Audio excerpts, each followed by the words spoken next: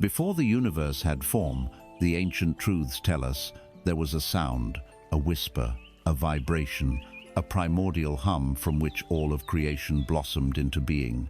And the most profound secret, the one buried beneath millennia of noise and striving, is this: you are not separate from that original sound. You are not an observer of the cosmos. You are composed of its fundamental music. You are, in your very essence, a frequency. Yet, look within. Feel the silent hum of your own existence. In an age of unprecedented material access, of technological marvels and endless information, a quiet famine of the soul has spread across the land. It is the feeling of lack, the persistent, gnawing sense of not enough. It is the hollow echo in crowded rooms, the anxiety that tightens the chest in the dead of night. We have more things, yet we feel less whole. We are more connected, yet we feel profoundly alone. We chase success, we chase security, we chase happiness, only to find the finish line keeps moving. The hunger is never truly satisfied. What is this phantom that haunts our every waking moment? What is this deep disconnection we feel? The answer, the true answer, does not lie in acquiring one more thing. It lies in remembering a forgotten language, the language of vibration, the language of the soul. For wealth, in its truest, most expansive and life-giving form, is not a possession. It is not a number in a ledger or a title on a door. It is a frequency, a resonance, a state of being. You have been taught your entire life to chase it, to work for it, to struggle for it, to prove you are worthy of it. This journey, the one we are embarking on together right now, is about something else entirely. It is about ceasing the chase. It is about learning to simply become it. Consider these words not as a lesson but as a tuning fork offered to you in the quiet of this moment. A tool to help you recalibrate your own energy. This is an invitation to turn away from the chaotic marketplace of the external world and to step into the sacred, silent temple of your own inner being. Together, we will travel inward, not to build something new, but to gently uncover and dust off the eternal truth that has always been there. We will dismantle, piece by piece, the phantom architecture of scarcity. We will quiet the conditioned voices of fear and unworthiness. We will rediscover your authentic, original signature frequency, the frequency of boundless, effortless, and unconditional abundance. This is not a path of learning, it is a path of remembering. So breathe in deeply, and as you exhale, let the world outside fall away. Let us begin. Let us begin by visiting a place you know intimately, a landscape you have traversed your entire life. It is the world's definition of wealth. Close your eyes for a moment and see it. See the glittering towers of commerce, the gleam of luxury cars, the heavy weight of gold on a wrist. Hear the sound of it, the crisp rustle of banknotes, the affirming chime of a stock market notification, the murmur of praise and envy. This is the wealth you were taught to seek, a tangible, measurable, and deeply competitive pursuit. It is a grand game where points are scored with acquisitions and status is measured by the sheer volume of what you can possess. You were given the rules from your first breath. Study hard, to get a good job, to make good money, to buy a good house, to accumulate good things, so that one day you might be considered a success. So that one day you might finally feel secure. So that one day you might be enough. This pursuit is a breathless race on a circular track, and you have run it with all your heart. You have felt the exhilaration of a small victory, the temporary satisfaction of a new purchase, the fleeting warmth of external validation. But if you are truly honest with yourself, in the quiet moments after the applause has faded, what is the feeling that remains? Is it a deep, unshakable peace, or is it a low, persistent hum of anxiety? A fear that it could all be lost? A hunger that, no matter how much you feed it, is never truly sated. You get the promotion, and for a moment, you are full. Then your eyes drift to the next rung on the ladder. You buy the beautiful house, and for a moment, you are home. Then you notice the larger house on the hill. This is the subtle poison of the game. It is designed to never end. Its very nature is to perpetuate desire, not to fulfill it. Let us use an image. Imagine that society has taught you that the goal of life is to collect cups.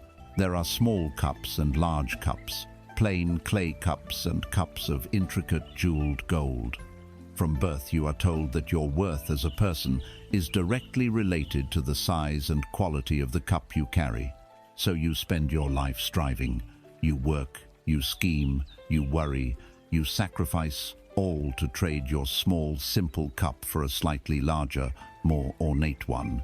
You look at those with bigger cups with a mix of awe and resentment. You look at those with smaller cups with a mix of pity and relief. Your entire existence, your emotional state, revolves around the status of your cup. You polish it, you guard it, you fear it will be scratched or stolen. You live in constant, low-grade terror that your cup might one day be empty. This is the trance of a world obsessed with form. Now, I want you to do something radical. I want you to take your eyes off the cup, look away from its gleaming surface, its intricate designs, and its perceived value.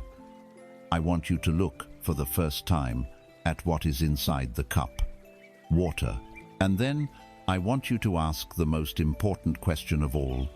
Where does the water come from? Suddenly, you lift your gaze, and you see it. You have been standing this entire time on the bank of a vast, endless, shimmering river. The water in your cup, the water in everyone's cup, was drawn from this single, magnificent source. You have been so utterly mesmerized by the container, you forgot the reality of the content. You have been focused on a fragile, finite cup while ignoring the infinite, eternal river flowing right at your feet. This river, this is true wealth. It is not a concept. It is a living, breathing reality. What is this river made of? Its current is the very force of life itself. The first and most fundamental wealth is the simple, miraculous energy that animates your body right now. It is the silent, faithful beat of your heart.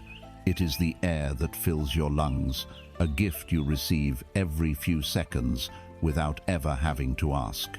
It is the vitality that allows you to open your eyes in the morning. Before you can earn a single dollar, before you can own a single thing, you are gifted with the immeasurable fortune of existence. To feel this life force pulsing in your veins, to be conscious of your own aliveness, this is the first taste of the river. The river also flows with boundless creativity. This is not just for artists or poets.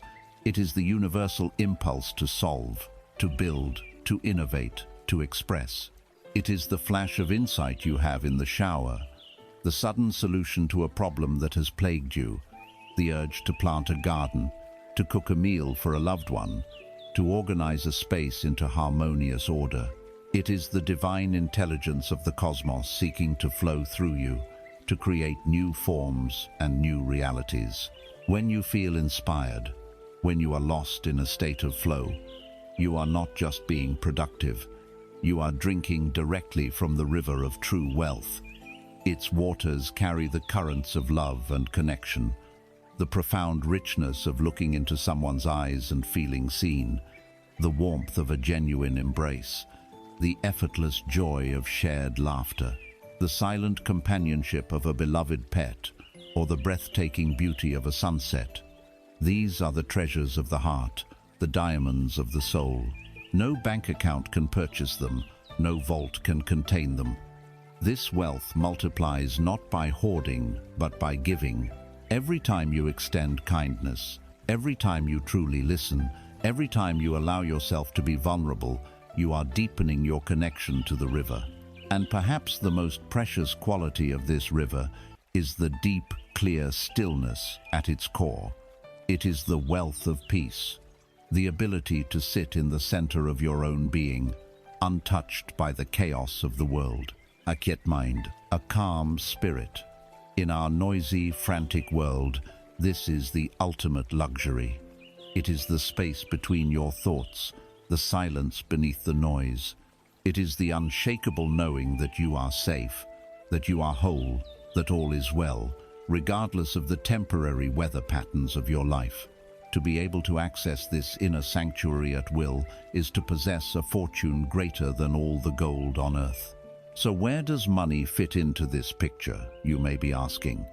Is it evil? Is it irrelevant? Money is simply an echo. It is a shadow cast by the light of the real substance. It is a symbol, a physical representation of one aspect of the river's flow. When you are standing firmly in the river, when you are aligned with the flow of life, creativity, love, and peace, the symbols of that abundance, including money, naturally flow towards you. They become a consequence, not a cause. The great error of our world is that we have mistaken the echo for the sound. We chase the shadow, forgetting the body that casts it. Chasing money and possessions as the primary goal is like running frantically after your own shadow. The faster you run, the faster it seems to move ahead of you, always just out of reach. It is an exhausting and futile game. But what happens if you stop running? What happens if you turn around and face the sun, the source of the light itself? What happens if you simply stand still and feel its warmth on your face? The shadow is now behind you. It follows you effortlessly wherever you go. This is the great shift in perception we are here to make, to turn away from the shadow chasing and to turn towards the sun of our own being, to take our focus off the empty cup and to become aware of the infinite river. Feel it now. Take a slow, deep breath. Imagine yourself, right in this moment, stepping into the cool, clear water. It rises to your ankles, your knees. Feel the gentle but persistent current of life force flowing around you. This is not a force you have to create or earn. You only have to allow it. Feel it dissolving the tension in your shoulders, the tightness in your jaw. Feel it washing away the frantic energy of the chase. The river does not hurry, yet it reaches its destination. It is powerful, yet it is yielding. It flows without resistance. This river is your true nature. You are not the person on the bank, hoping to get a little water in your cup. You are the river, its boundless creativity, its deep peace, its life-giving force. These are not things you acquire. They are what you are made of. You have simply forgotten. You have been living in a state of self-imposed thirst, all while being immersed in the waters of life. Your sense of lack was never a reflection of reality. It was only a reflection of where you had placed your attention. The journey from this point forward is not about learning how to fill your cup. It is about dissolving the illusion of the cup altogether and merging with the flow of the river itself. It is about remembering in every cell of your being that you are and have always been fundamentally, unconditionally, and infinitely abundant. But to truly live in this river, to feel its current as your own, we must first learn to understand its nature, what makes it flow, what directs its course. The secret lies in a language the universe has always spoken, a language you are now ready to remember. It is the language of vibration, the language of frequency. We have spoken of the river, that infinite flowing source of all true wealth. Now, we must speak of the current. We must speak of the invisible force that moves the water, the underlying principle that governs the entire cosmos, including the reality you are experiencing right now. This principle is the law of vibration. You perceive yourself as solid, a body, a contained and separate entity moving through a world of other solid objects. You feel the weight of your body in a chair, the firm ground beneath your feet. This perception of solidity is a necessary convenience, a trick of the senses that allows you to navigate this beautiful three-dimensional world. But it is not the ultimate truth of your being.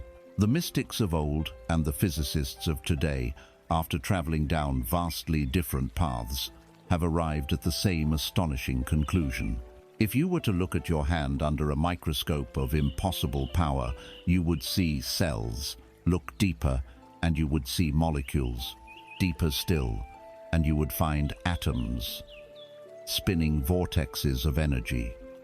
And if you could peer into the heart of an atom, into the quantum realm, the world of solidity would dissolve entirely.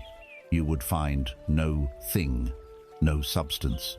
You would find only energy, fields of potential, waves of information, all vibrating at unimaginable speeds.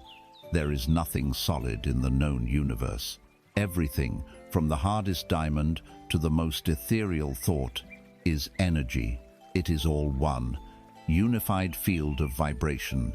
The only thing that differentiates the chair you are sitting on from the light entering your window or the silent rock from the soaring bird is its rate of vibration, its frequency.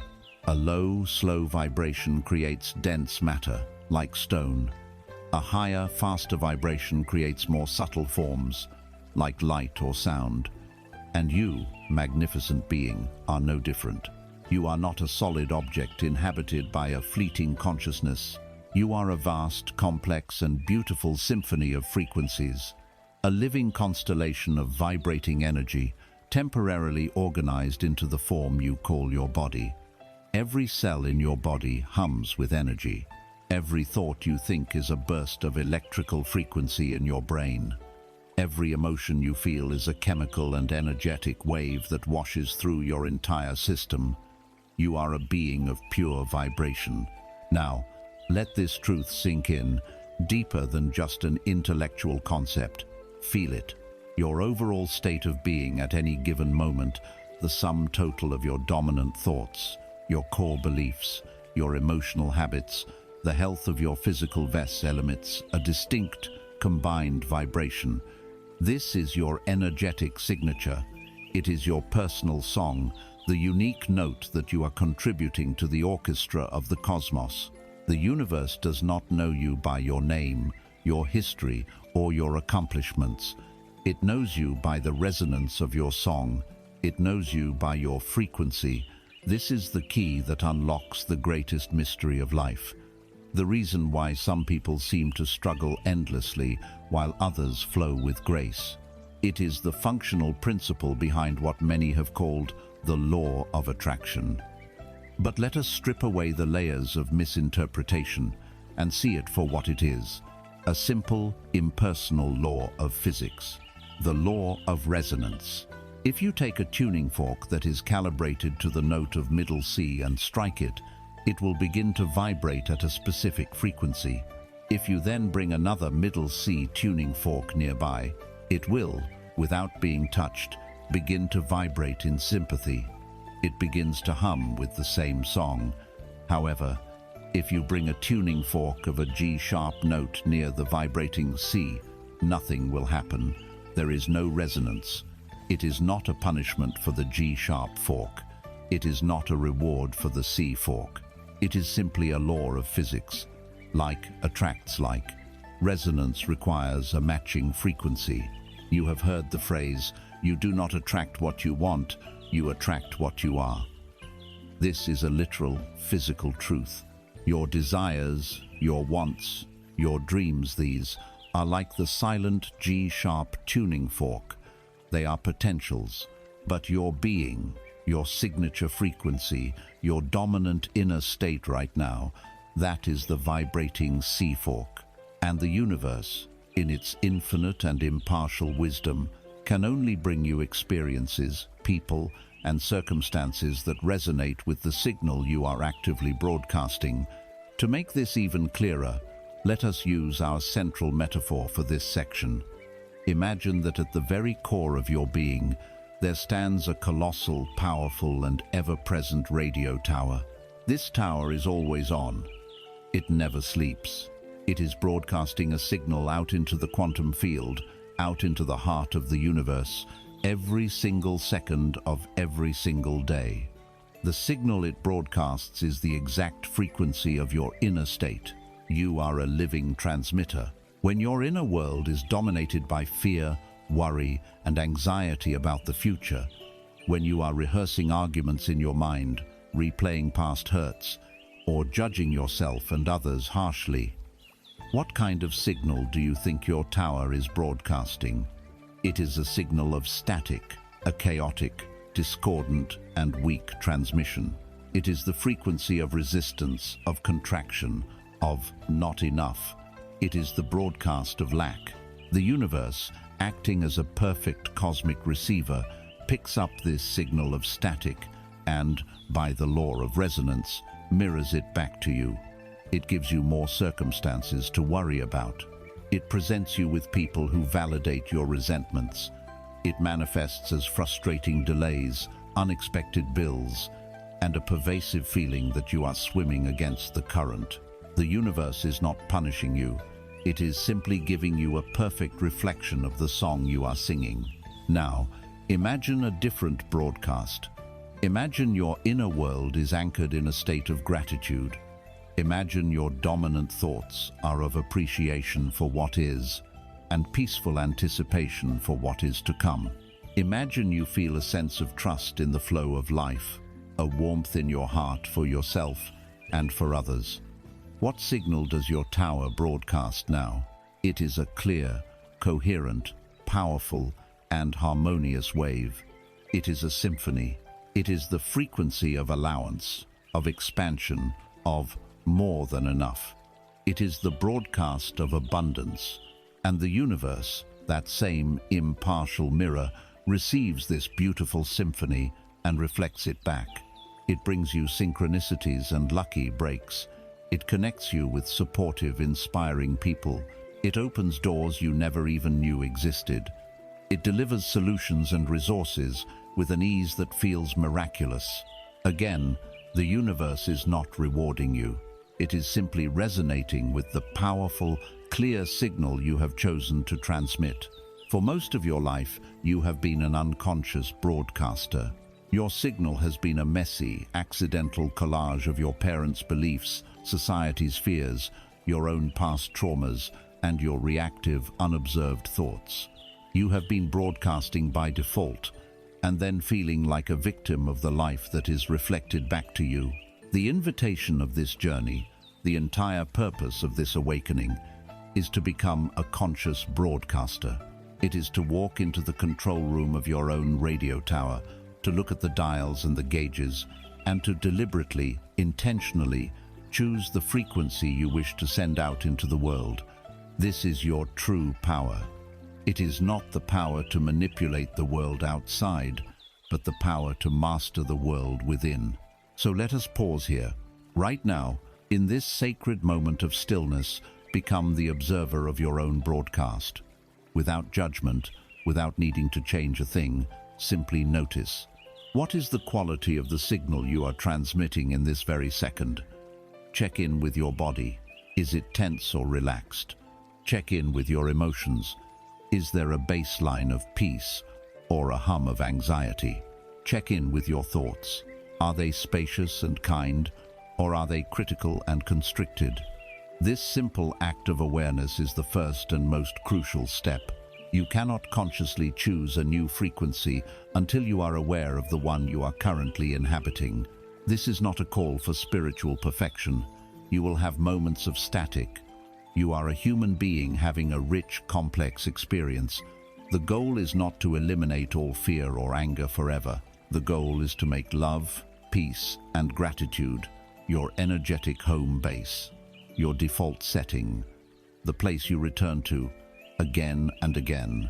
It is about shifting your dominant resonance from one of lack to one of abundance, so that the symphony becomes louder than the static. Your life, as you see it today, is a perfect printout of your past dominant frequencies. If you wish for a different life, you cannot keep broadcasting the same old signal and hoping for a different reflection. You must be brave enough to change the transmission. You must become the master of your own vibration. But before we can learn the techniques to consciously tune our signal to the symphony of abundance, we must do some honest work. We must become archaeologists of our own inner world. To change the broadcast, you cannot simply fight the static. That only creates more noise and resistance. You must first understand where the static comes from.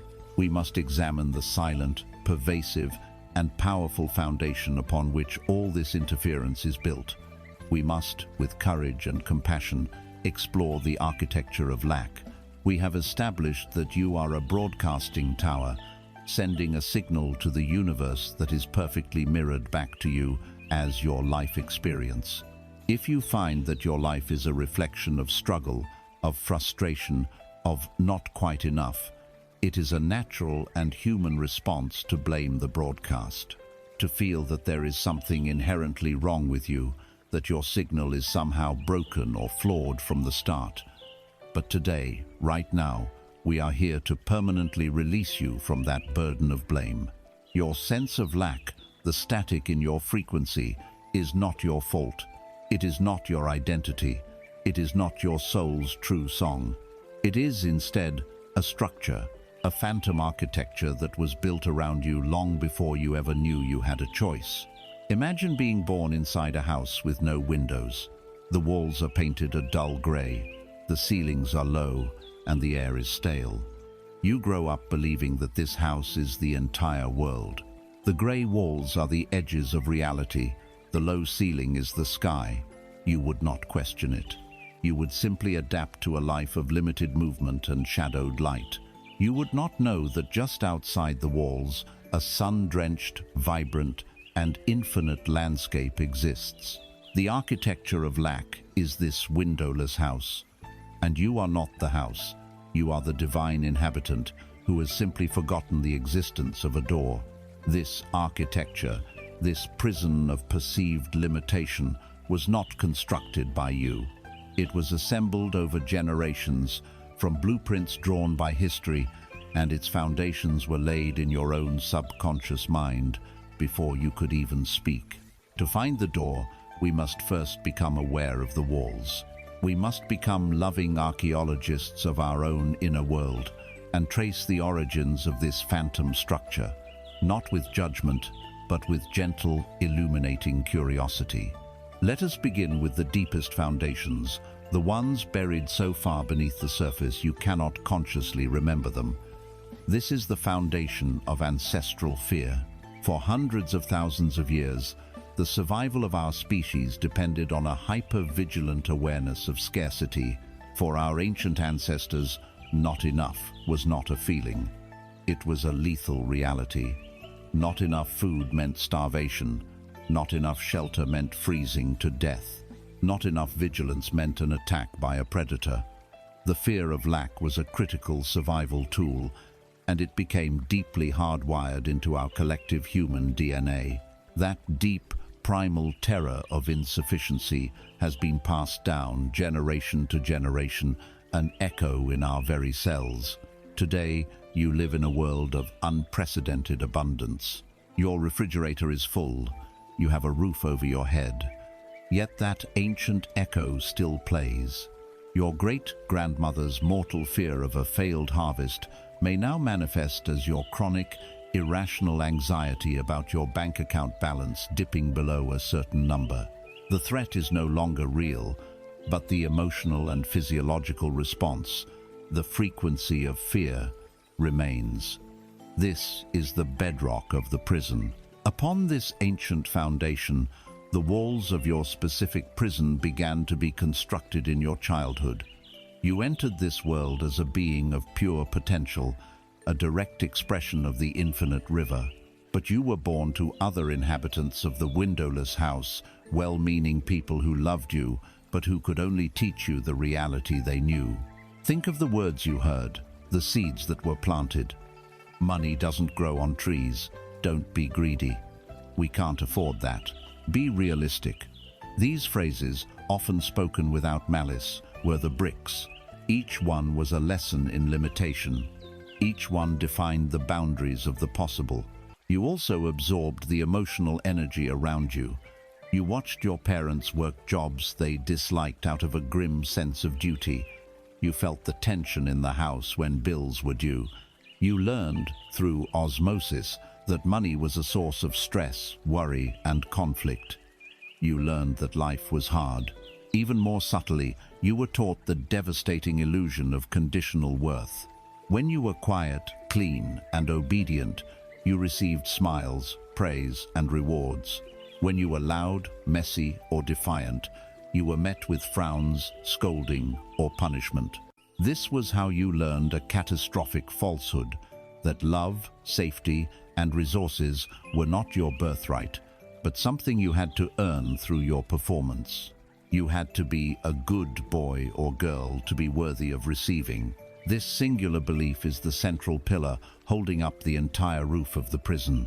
It is the origin of the deeply ingrained feeling, "I am not worthy," which continues to unconsciously dictate how much good you will allow yourself to receive long into your adult life. As you grew, society took over the construction, reinforcing the walls and painting them with new layers of lack. We live in a culture that is a veritable engine of dissatisfaction. It is the cult of comparison. Through advertising and social media, you are subjected to a relentless parade of what you do not have. You are shown curated images of perfect bodies, perfect vacations, perfect families, all designed to make you feel that your own life is somehow deficient in comparison. It is a system engineered to keep you in a perpetual state of wanting, of feeling less than. This constant comparison is the mortar that holds the bricks of the prison together, making the walls seem solid and impenetrable. This is then amplified by the religion of more. The cultural myth that happiness is always just one more purchase, one more promotion, one more achievement away.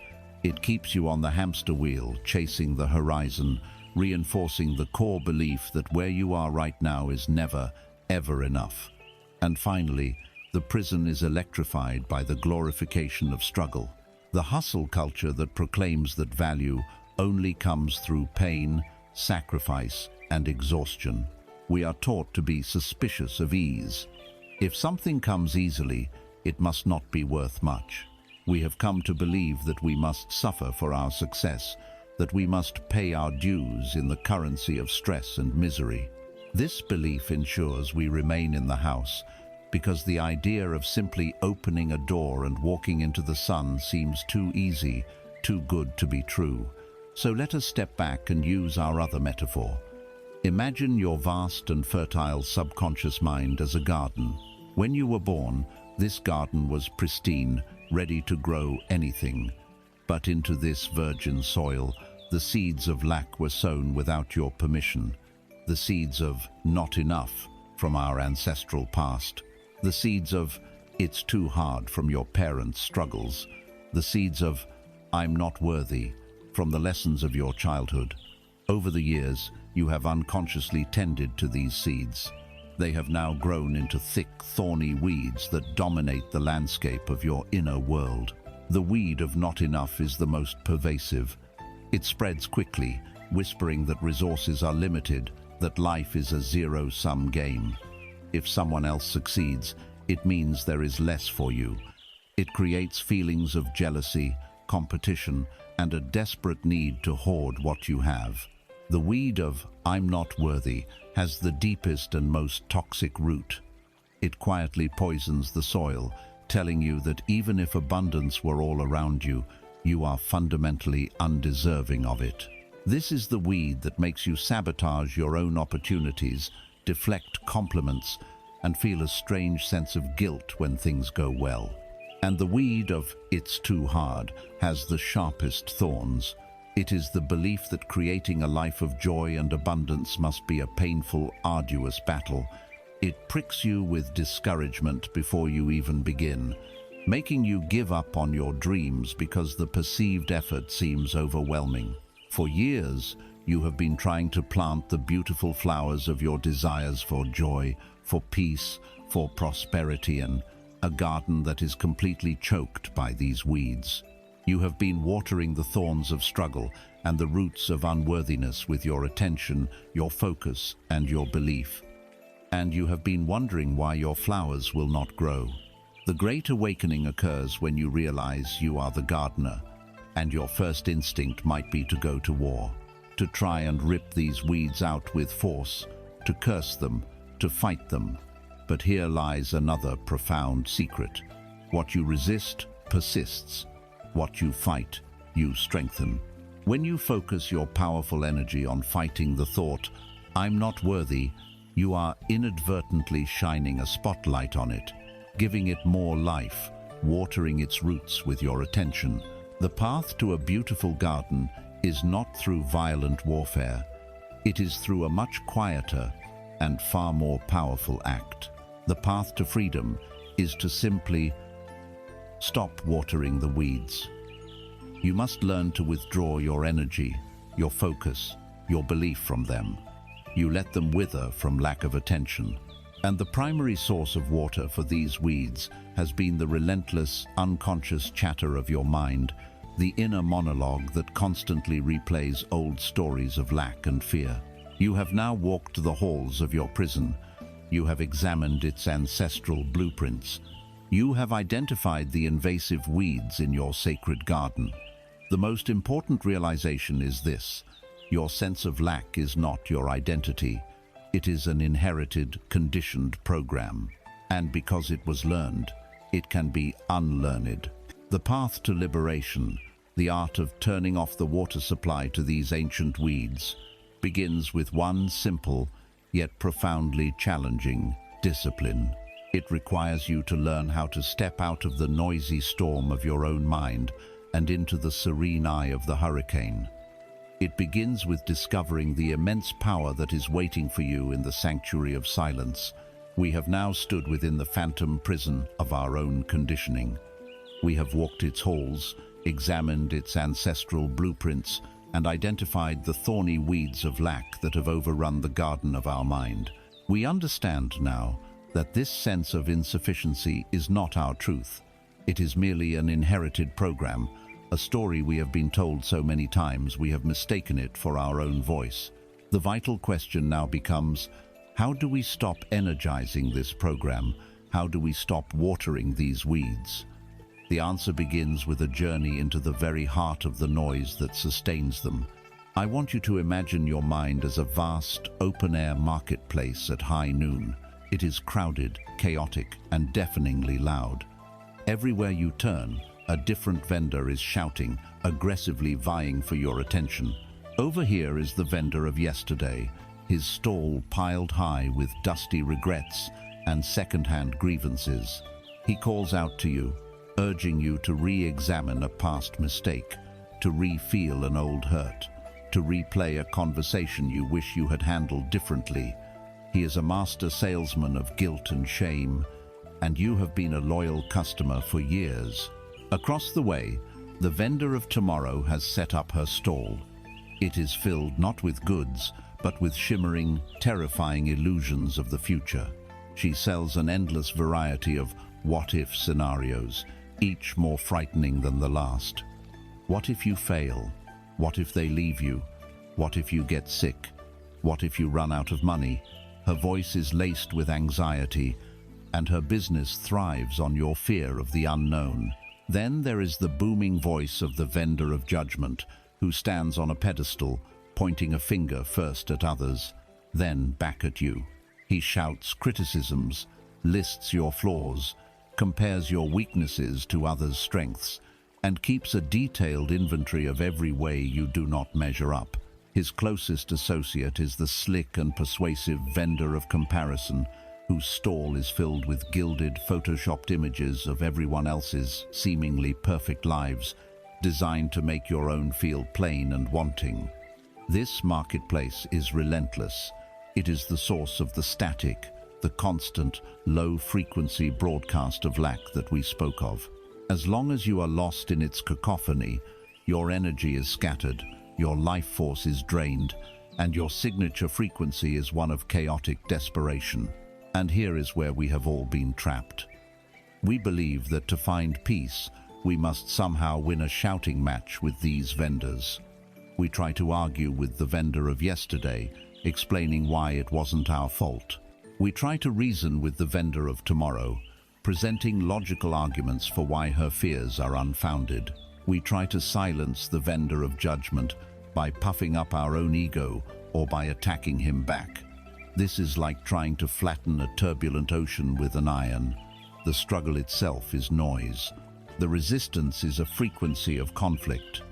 The more you fight the marketplace, the more enmeshed in it you become, and the more real and powerful its vendors seem. So what is the path to peace? It is not through fighting. It is through a radical act of disengagement. It is the discovery of a truth so simple and so profound that it has been overlooked for most of your life. The truth is this: you are not the thoughts in the marketplace. You are the silent space in which the marketplace appears. Let's try a small experiment right here and now.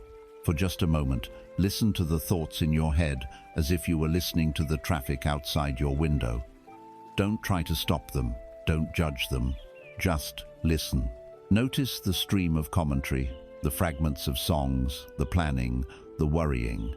Now, ask yourself this question: who is it that is hearing these thoughts? There is the thought itself, the voice of the vendor, and then there is you, the one who is aware of the thought. Can you sense this distinction?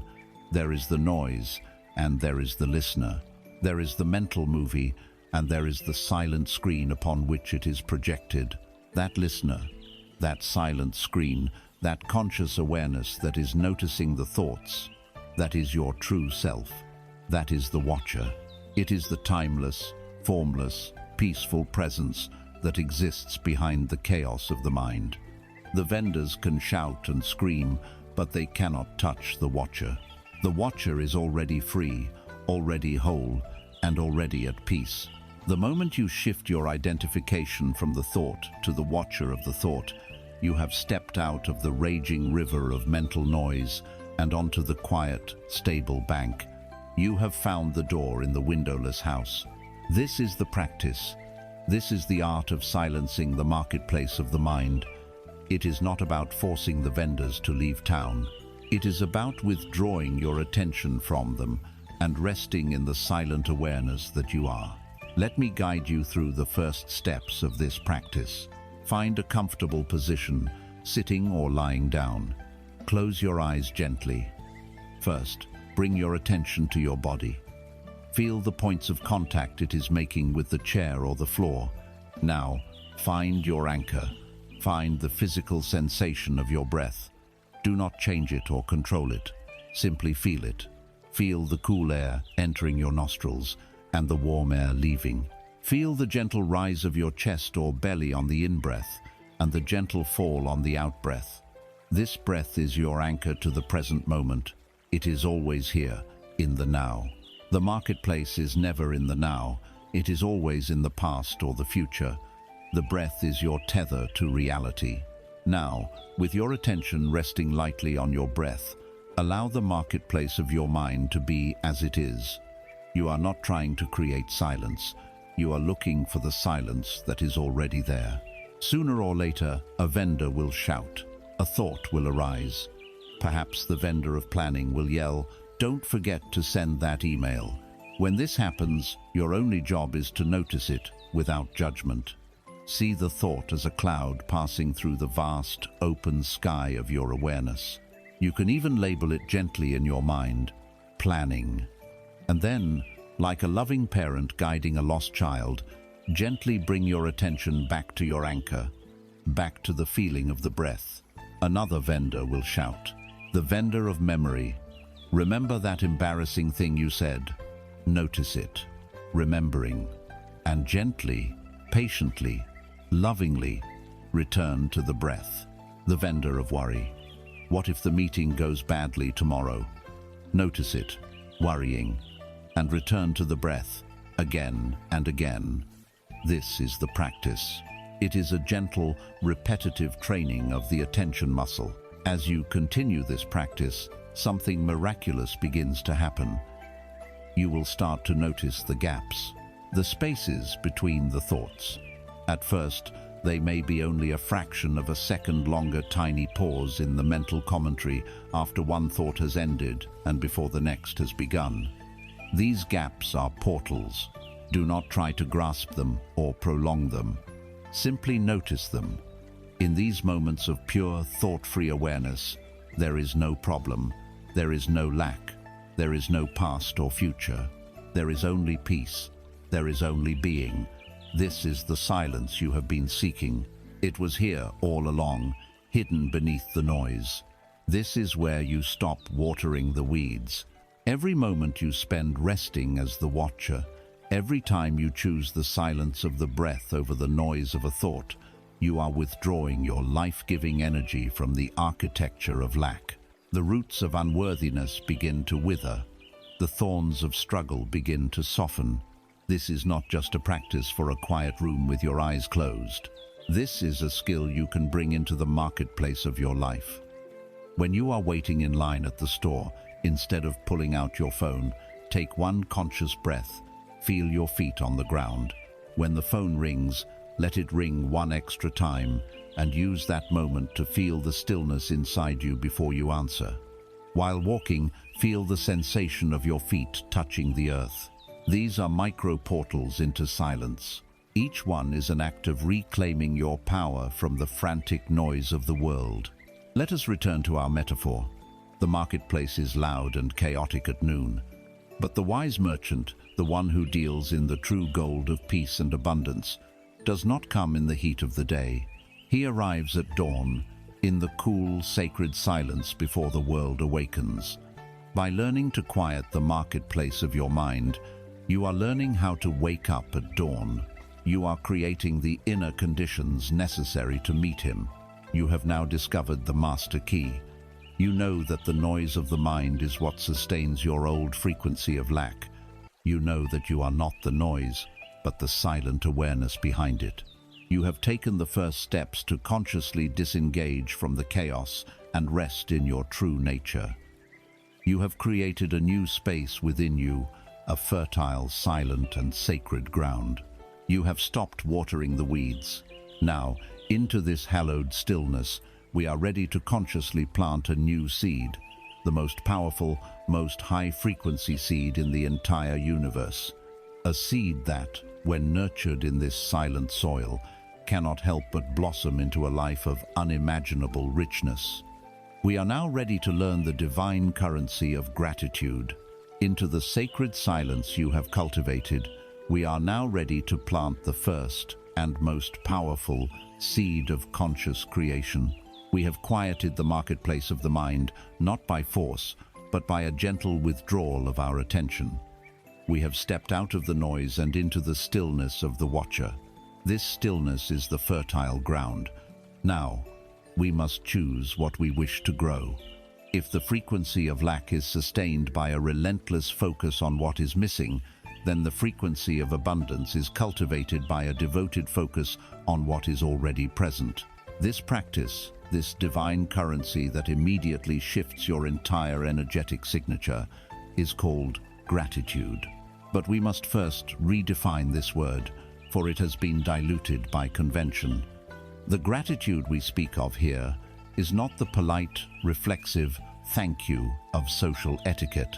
It is not a mere transaction of manners. It is a profound and visceral state of being. It is the conscious and energetic acknowledgement of the value that exists in your life, right here, right now. It is a form of seeing, a form of sacred attention.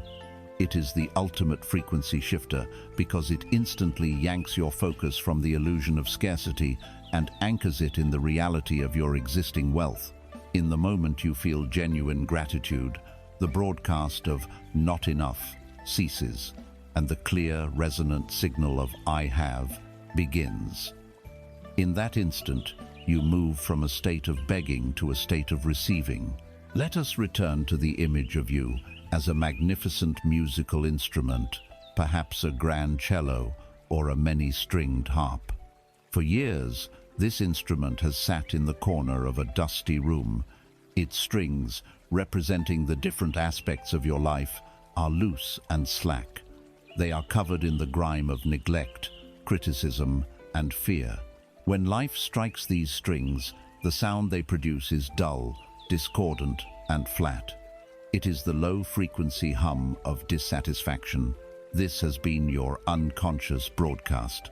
Now, imagine that the act of genuine gratitude is the act of becoming a master tuner. Each time you feel a wave of authentic appreciation, you are reaching out, wiping the dust from one of these strings, and giving its tuning peg a gentle, precise turn. You are tightening it, bringing it back to its perfect, intended pitch. Let us begin the tuning process together. The first and most fundamental string is your own body. This vessel that you inhabit, which you have likely criticized and taken for granted for decades. Cease the criticism for a moment. Feel, with awe, the silent, miraculous intelligence at work within you. Feel your heart, a faithful drum that has been beating for you every second of every day since before you were born, never asking for a single word of thanks. Acknowledge it. Thank it. Feel your lungs, these incredible bellows that draw in the very air of the cosmos to fuel your cells, and then release what is no longer needed, all without your conscious command. Thank them. Think of your eyes, these two orbs that translate vibrations of light into the breathtaking beauty of a sunset or the face of a loved one. Think of your hands that can create and soothe and hold. Think of your legs that grant you the freedom of movement. Feel a wave of profound gratitude for the simple, staggering wealth of being alive in a functioning body. As you feel this, truly feel it, the first string tightens. A deep, beautiful note begins to hum through your entire being. That is the sound of life acknowledging itself. Now, let us move to the next string. This is the string of the mundane miracles. These are the aspects of your life so common that they have become invisible to you. Let us make them visible again. If you have clean water available at the turn of a tap, stop and feel gratitude for it. Recognize it not as a given, but as a profound luxury that billions of souls, past and present, have prayed for. As you drink, feel the wealth of pure hydration. If you have a roof over your head, a shelter from the rain and the cold, take a moment to thank it. Feel the security, the safety, the peace it provides. It is a castle. If you have food in your kitchen, no matter how simple, look at it with new eyes. See it not as mere substance, but as the crystallized energy of the sun and the earth, a gift to nourish your body. Feel gratitude for the chain of life and human effort that brought it to your table. The warmth of a blanket, the light from a lamp, the ability to connect with someone miles away through a device in your hand. These are not small things, they are staggering miracles. Each time you consciously acknowledge one, another string on your instrument tightens, adding a new harmonious note to your chord. And now we come to a deeper, more challenging, and profoundly transformative level of practice. We approach the string that represents your challenges, your sorrows, your perceived failures. Our habit is to curse these parts of our lives, to see them as evidence of our lack. But the master tuner knows that these strings, when properly tuned, produce the richest and most resonant bass notes in the entire symphony. This is the practice of gratitude for the teacher that is disguised as a problem. It is not about being thankful for pain. It is about being thankful for the strength you discovered because of the pain. Look back at a difficult time in your life that you have overcome. Acknowledge the wound, yes, but then shift your focus to the wisdom you gained, to the resilience that was forged in you, to the compassion for others' suffering that was born from your own. Thank the heartbreak that cracked your heart open to a deeper capacity for love. Thank the failure that taught you a priceless lesson and set you on a more authentic path. Thank the betrayal that forced you to learn how to set boundaries and honor yourself. When you can genuinely say, "Thank you for the strength this challenge revealed in me," you tighten one of the most powerful strings on your instrument. Your frequency deepens, grows richer, and becomes unshakable. As you continue this practice, tightening string after string, your entire being begins to change its resonance. You are no longer emitting the dull thud of lack. You are humming. You are vibrating with the clear, coherent, and beautiful chord of abundance. The universe, which operates on the infallible law of resonance, cannot help but respond to this new song. It is drawn to clarity. It is drawn to harmony. It begins to send you more experiences, more people, more opportunities that match the beautiful frequency you are now broadcasting. Think of it this way. A heart focused on lack is a clenched fist. Even if gifts are being offered, it cannot receive them. It is too tight, too closed, too busy holding on to its grievances. A heart overflowing with gratitude is an open hand. It is a state of pure receptivity. By being grateful for what you have, you are sending the most powerful signal possible to the source of all things. I see the beauty and abundance you have already provided. I am paying attention. I am a worthy and appreciative recipient. I am ready for more. Imagine the universe as an infinitely generous friend. It loves to give, but it is most inspired to give to those who cherish its gifts. Your gratitude is your declaration that you cherish the gift of your life in all its facets. To make this a living reality, we must move it from a concept into a daily ritual. We must make gratitude the new default setting of the mind. Begin with this simple practice. The moment you awaken in the morning, before your feet touch the floor, before the vendor of worry has a chance to open his stall, lie still. Bring to your mind 3 specific things for which you are genuinely grateful. Do not just list them mentally. Choose one and feel it fully. If it is your warm bed, truly feel the comfort, the safety. If it is a person, bring their face to your mind and feel the love you have for them in your heart. Let the feeling of appreciation be the very first emotion of your day. This sets your energetic tone, your frequency for the hours to come. Then, find a small, smooth stone or a special object you can carry in your pocket. Let this be your gratitude talisman. Throughout your day, whenever your hand touches it, let it be a silent prompt, a reminder to pause, take one conscious breath, and find something in your immediate environment to appreciate. The color of the sky, the taste of your coffee, the kindness of a stranger's smile. This weaves the practice of presence and appreciation into the fabric of your ordinary life.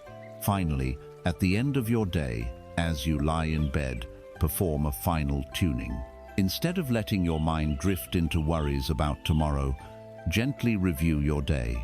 Scan it for moments of grace, however small. A beautiful song you heard, a task you completed successfully, a moment of peace, a shared laugh. Acknowledge these moments. Give thanks for them. You are training your mind to seek the good, and you are ending your day on a high, harmonious frequency, allowing your subconscious to bathe in the energy of abundance as you sleep. Through this devoted practice, gratitude becomes more than an action. It becomes your nature. It becomes the lens through which you see the world, transforming a landscape of lack into a garden of wonders. You are tuning your being, moment by moment, to the frequency of wealth itself. As you become more adept at this tuning, as you feel your inner instrument begin to resonate with the clarity of the present moment, you may start to notice something else, a subtle but powerful drag, a heaviness that tries to pull your newly tightened strings slack again. It is the immense gravitational pull of your past. To truly sustain this high and beautiful resonance, to allow our symphony to play loud and clear, we cannot only focus on the now. We must also be brave enough to turn and face what is behind us. We must learn to consciously and permanently cut the thick, heavy ropes that keep our beautiful instrument anchored to the sorrows, the angers, and the resentments of yesterday. You have begun the sacred work of tuning your instrument. In the newfound silence of your mind, you are planting the seeds of gratitude, and you can already feel the shift. A new, more harmonious note is beginning to sound from the core of your being. And yet, As you practice, you may feel a persistent drag, a subtle but immense heaviness that seems to pull you back into the old, discordant frequencies. You tighten the strings of your instrument with appreciation for the now, but an unseen force works to loosen them again. This force is the gravitational pull of your unreleased past. It is time to turn and face the anchors. Imagine your being as a magnificent ship, built to sail upon the vast, shimmering ocean of infinite potential. Your sails are your intentions, eager to be filled by the winds of the universe. The ocean is the present moment, the only place where your journey can unfold. Yet, for years, perhaps for your entire life, your ship has not been sailing.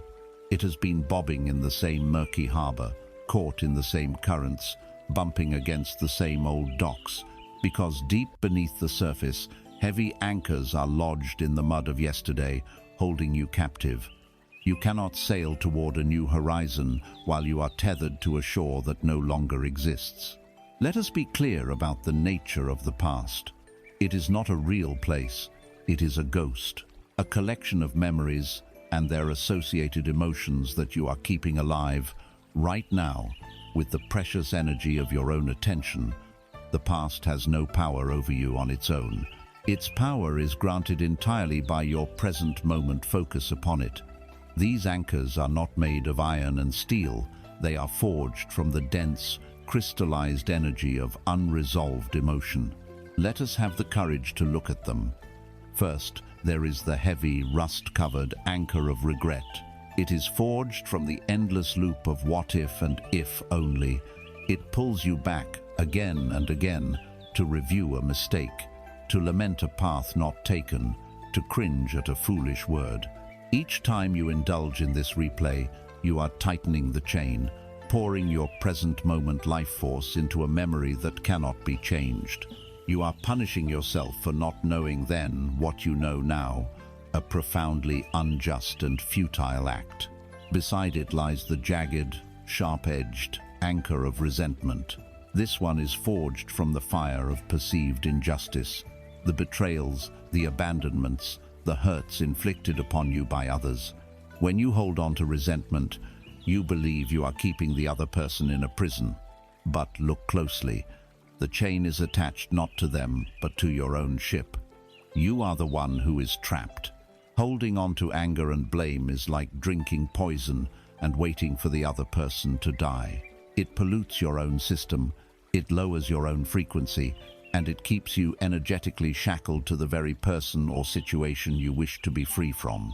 And deeper still, there is the silent, dense anchor of unspoken grief.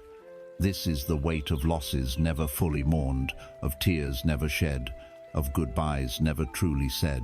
It is the sadness you deemed inconvenient or weak to feel, so you buried it. But buried emotion does not die. It compacts. It becomes a dense, numb weight in the center of your being, deadening your ability to feel joy and preventing your heart from fully opening to the gifts of the present. These anchors have a profound and devastating energetic cost. Imagine the sheer, raw power your ship's engine must generate every single day, not to sail forward, but simply to keep from being dragged backward or pulled under by this immense weight. This is the source of the mysterious exhaustion that plagues so many. It is the feeling of being stuck, of pushing against an invisible wall. A vast portion of your divine life force, the energy that could be used for creating, for loving, for healing, is being diverted to the exhausting subconscious task of managing these anchors.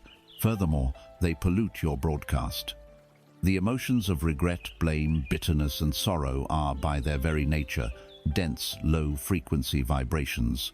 They are the definition of static. You cannot hope to broadcast a clear, powerful symphony of abundance and peace, while the dominant signals from your hold are those of unresolved pain.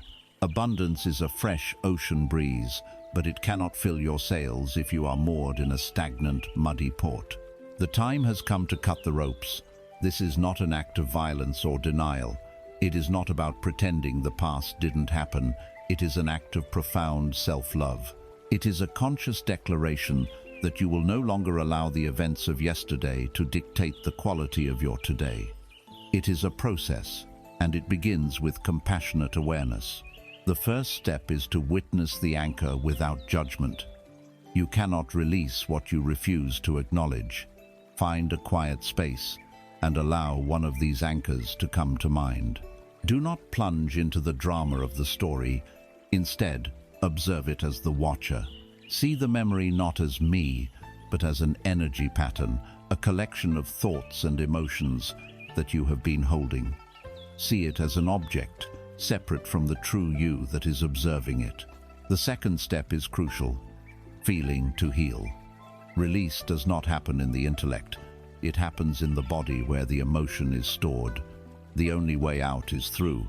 As you hold the memory in your awareness, scan your body. Where do you feel the emotion? Is it a tightness in your chest, a knot in your stomach, a lump in your throat? Do not resist it. Do not try to make it go away. That is what you have been doing for years. Instead, do something revolutionary. Allow it to be there. Take a deep breath and breathe into that sensation. Surround it with your loving, accepting presence. You are not the feeling. You are the sacred space in which the feeling is finally allowed to be felt. By doing this, you allow the trapped energy to finally move, to dissolve, to complete its cycle. Now, let us engage in a ritual of release. This is how you make your intention a powerful reality. Close your eyes. In your mind's eye, see yourself standing confidently on the deck of your magnificent ship. Feel the gentle rocking of the ocean of the present moment beneath you. Look over the side and see the thick, grimy rope of the anchor you wish to release, stretching down into the dark water. Acknowledge what it represents: the regret, the resentment, the grief. Thank it for any lesson it may have taught you about strength or resilience. Now, declare that its service is over. In your hand, imagine a luminous golden axe. It is forged not from metal, but from pure, unconditional love and your sovereign intention to be free. It feels warm, light, and powerful. Take a deep, decisive breath, and as you exhale, swing the axe. See it pass effortlessly through the thick rope. Hear the sharp snap of the final severance. Feel the powerful jolt in your entire being as the connection is broken. Watch the rope snake down into the water and disappear into the abyss. The anchor is gone. It is released back to the universe. Now, feel the change. Feel the sudden lightness in your ship. It may even feel strange, this lack of the familiar weight. Feel it begin to float higher in the water. Feel the new buoyancy in your own body, in your own heart. A space has been created. The energy that was used to hold that anchor is now returned to you, a surge of vitality, a current of peace. Take a moment to rest in this new freedom. Breathe it in. This is your natural state. You can perform this ritual for every anchor as many times as you need. Releasing the past is not always a single event, but a practice of choosing freedom again and again. With each rope you cut, your energetic signature becomes clearer. Your broadcast becomes purer. Your ship is now free to catch the winds of grace, to sail out of the old harbor and into the open ocean of new possibilities. You will stop attracting the same patterns because you are no longer anchored to the frequency that created them. As you courageously sever these ties to yesterday, to specific events, and people, a profound lightness begins to fill you. The muddy waters around your ship start to clear. Yet, as the silt settles, you may become aware of one final anchor, the oldest and deepest of them all. It is different from the others. It is not attached to a particular memory of what happened to you. It is an anchor tied to the very core of your self-perception, a fundamental belief about who you are.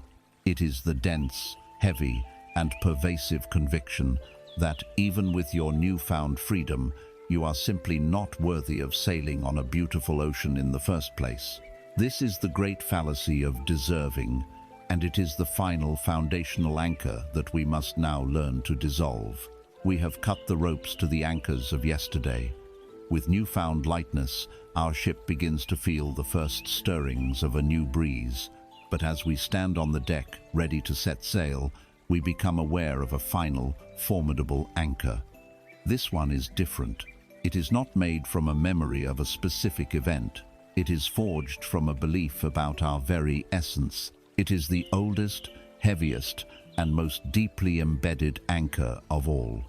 The belief that we are, in some fundamental way, unworthy. It is the quiet, persistent whisper in the soul that asks, "Who are you to deserve such peace? Who are you to deserve such joy? Who are you to deserve such abundance?" This is the voice of the cosmic scorekeeper, the inner judge who holds the ledger of our every mistake and pronounces us eternally in debt. It is the final gatekeeper that stands between you and the boundless wealth of the universe.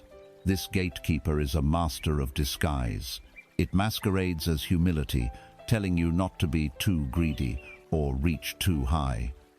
It masquerades as realism, reminding you of your past failures as proof of your future limitations. It is the voice of the imposter syndrome, the one that, even in moments of success, makes you feel like a fraud who is about to be found out.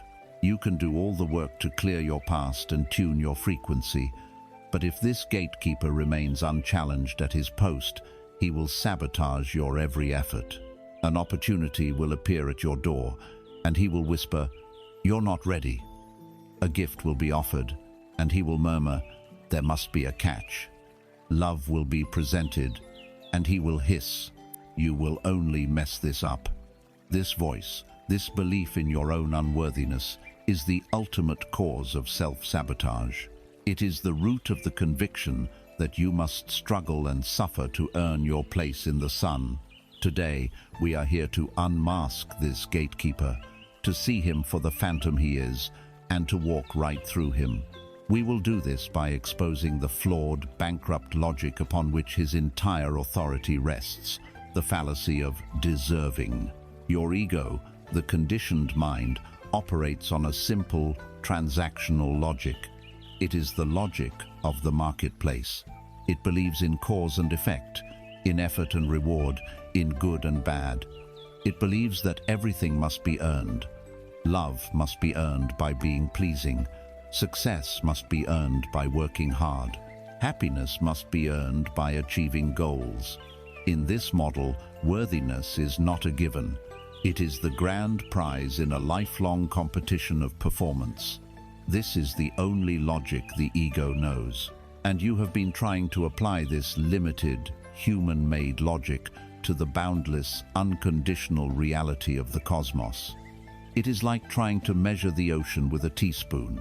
Now let us consider the logic of the universe. It is not transactional, it is expressive. It does not operate on a system of earning, but on a system of being. The universe does not have a celestial ledger where it tracks your good deeds against your mistakes. It does not weigh your worthiness in a balance. It simply expresses its own nature, which is one of infinite, unconditional abundance. Consider the sun. Does it consult a list of your recent accomplishments before it decides to shine on you this morning?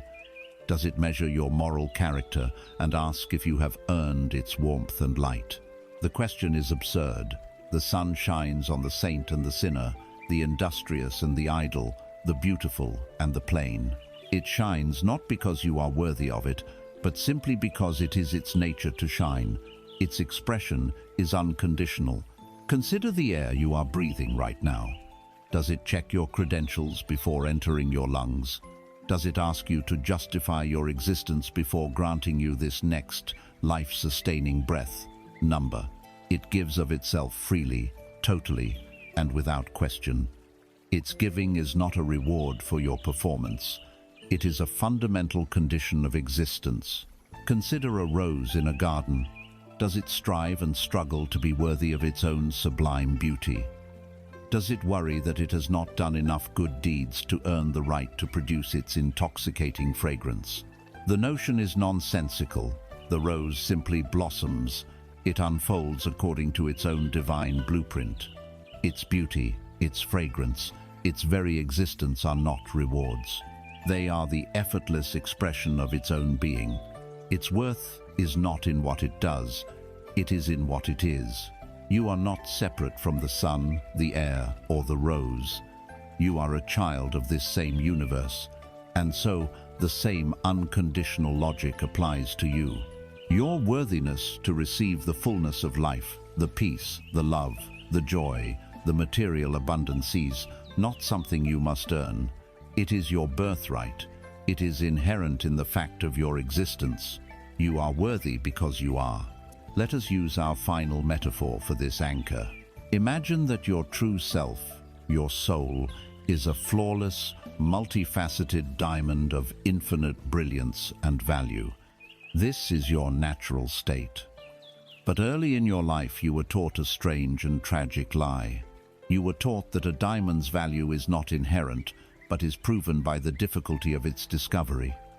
You were taught that you had to be found amidst struggle and dirt to be considered precious. And so, believing this lie, you began to consciously bury yourself. This act of burying is the endless striving from a place of lack. It is the people-pleasing. It is the academic degrees, the job titles, the material possessions you accumulate, not for the joy of them, but as external evidence to prove to yourself and the world. See, I am valuable. I am worthy. You have been working so hard, digging yourself deeper and deeper into the mud of earning it, desperately hoping that one day someone would finally pronounce you worthy and dig you out. This is the great reversal. The path to shining is not to accumulate more proof, more titles, more dirt. The path is to stop digging. The work is not to become a diamond. You already are one. The work is simply to allow the layers of mud and conditioning to be washed away so the brilliance that has been there all along can finally be revealed. So how do we practice this? How do we embody this truth and dissolve the feeling of unworthiness? We do it by reclaiming the most powerful creative statement in the universe: I am. For years, your subconscious mantra, dictated by the gatekeeper, has been, I am not enough. I am not ready. I am a failure. I am unworthy. Now we consciously choose a new declaration, one rooted not in the ego's evaluation, but in the soul's deepest truth. This is not about delusional affirmations. If you are in debt, chanting, I am a millionaire, will likely create more internal conflict, because the ego will immediately shout, liar!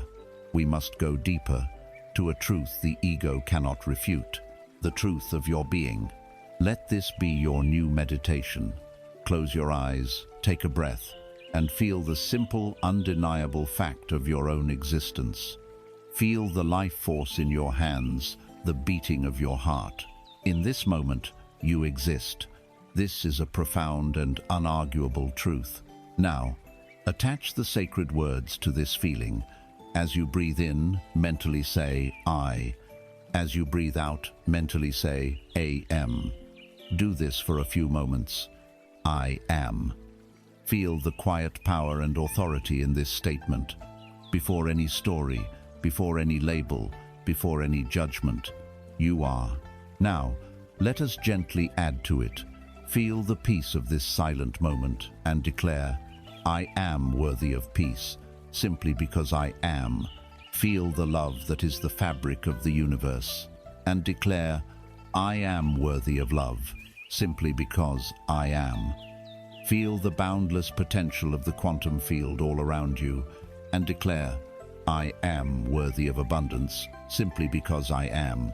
Let this be your new inner dialogue.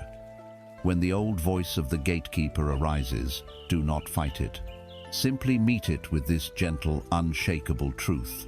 When it says, you don't deserve this, respond silently in your soul. My worth is not a prize to be won. It is a fact of my existence. I am. You are not arguing. You are simply stating a more fundamental reality. You are aligning yourself with the logic of the universe, not the logic of your conditioning. By releasing the fallacy of deserving, You are pulling up the final and deepest anchor. The frantic need to prove yourself begins to dissolve. The exhausting performance of trying to be good enough can finally come to an end. You can at last rest in the profound relief and freedom of what is, and always has been, true. Your worth is not on trial. It is absolute. It is a given. It is the signature of God, of the universe, of life itself, imprinted on your very soul. As you begin to stand on this new, solid foundation of inherent worth, you will feel your entire being settle. Yet, the old energy of unworthiness has left its residue not only in how you see yourself, but in how you have judged yourself and others. To fully cleanse our energy field and allow this newfound worthiness to radiate without impediment, we must now turn to the most powerful spiritual solvent known to humanity. We must learn the deeply liberating art of forgiveness. You stand now on a new shore. The deafening marketplace of the mind has quieted to a distant murmur. You have bravely faced the ghosts of yesterday, cutting the heavy anchors of regret and grief. You have looked the great fallacy of deserving in the eye and reclaimed your inherent, unconditional worthiness. A profound lightness, a new sense of possibility begins to permeate your being. The vessel is clear. The garden has been weeded, and yet a final, subtle residue may remain. It is the sticky, acidic film left behind by the deepest hurts, the resentments, the betrayals, the anger. It is the stain of unforgiveness, and it is the final blockage that prevents your frequency from soaring to its purest, highest potential. Today, we will apply the most powerful spiritual solvent known to humanity. We will learn the liberating and often misunderstood art of forgiveness. Let us begin by demolishing the prison that the very word forgiveness has become for so many. Your resistance to forgiving is likely built upon a foundation of profound misunderstanding about what it truly is. So let us be unequivocally clear about what forgiveness is not. Forgiveness is not condoning. It is not saying, what you did was okay. It was not okay. It was painful. It was unjust. It was wrong. Forgiveness does not ask you to rewrite history or pretend a wound did not happen. It asks you to stop letting that wound define your future. Forgiveness is not necessarily reconciliation. It does not mean you must call the person who hurt you. It does not mean you must invite them back into your life, offer them your trust, or sit down for coffee.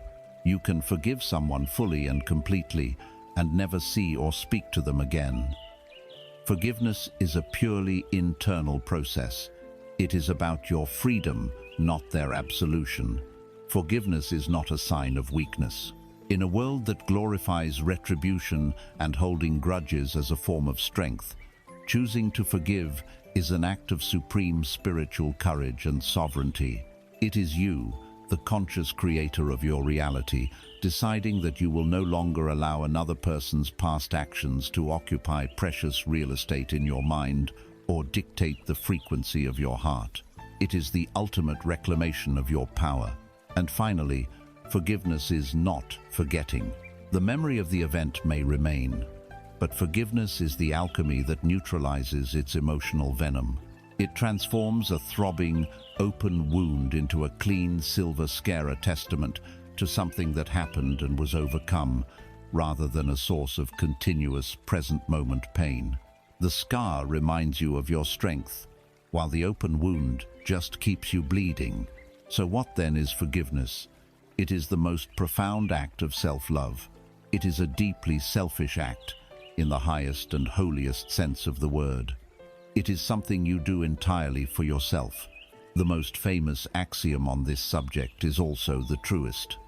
Holding on to resentment is like drinking a cup of poison every day and expecting the other person to die. The anger you rehearse in the shower, the bitter arguments you replay in your mind at 3 a.m., the currents of blame and bitterness that flow through you, these are toxic, low-frequency energies. They are poison to your own system. They are the direct cause of dis-ease in your body and your life. The other person, in all likelihood, is living their life, completely oblivious to the turmoil inside of you. You are the only one drinking the poison. You are the only one suffering. Forgiveness is the act of putting down the cup.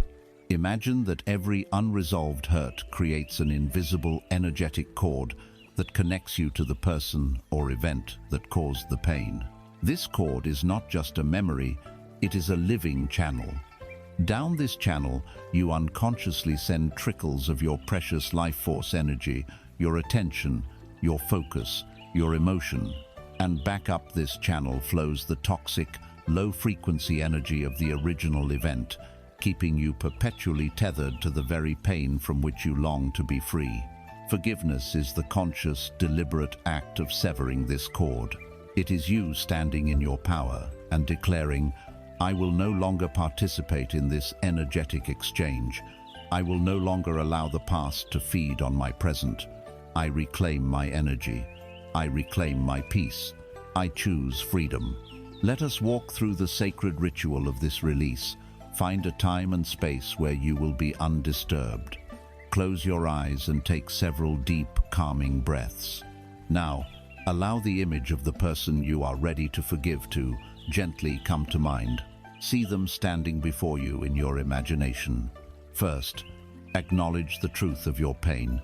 This is not about bypassing or spiritual pretense. Look at them in your mind's eye and speak the truth from your heart, silently or aloud.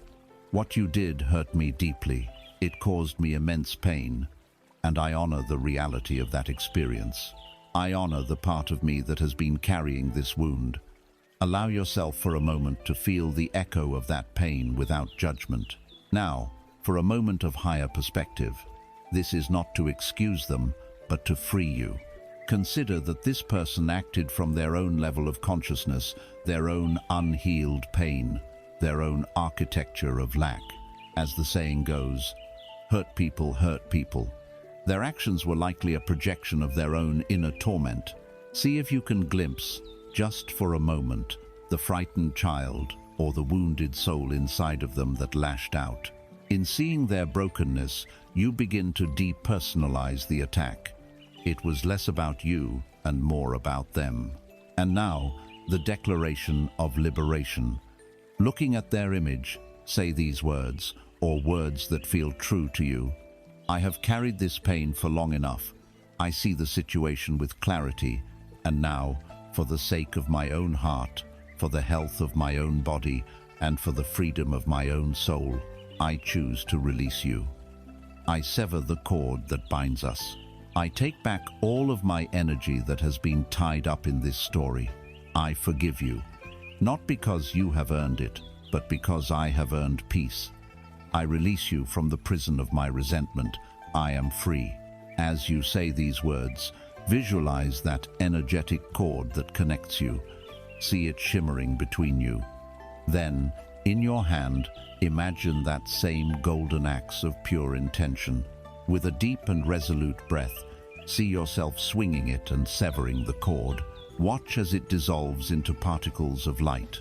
See the image of the other person peacefully floating away, their power over you gone. And feel your own energy, which was tangled in that cord, now flooding back into your body, filling you with warmth, vitality, and light. Breathe it in. You are whole again. This practice is powerful, but the final frontier of forgiveness often lies closer to home. It is the act of forgiving yourself.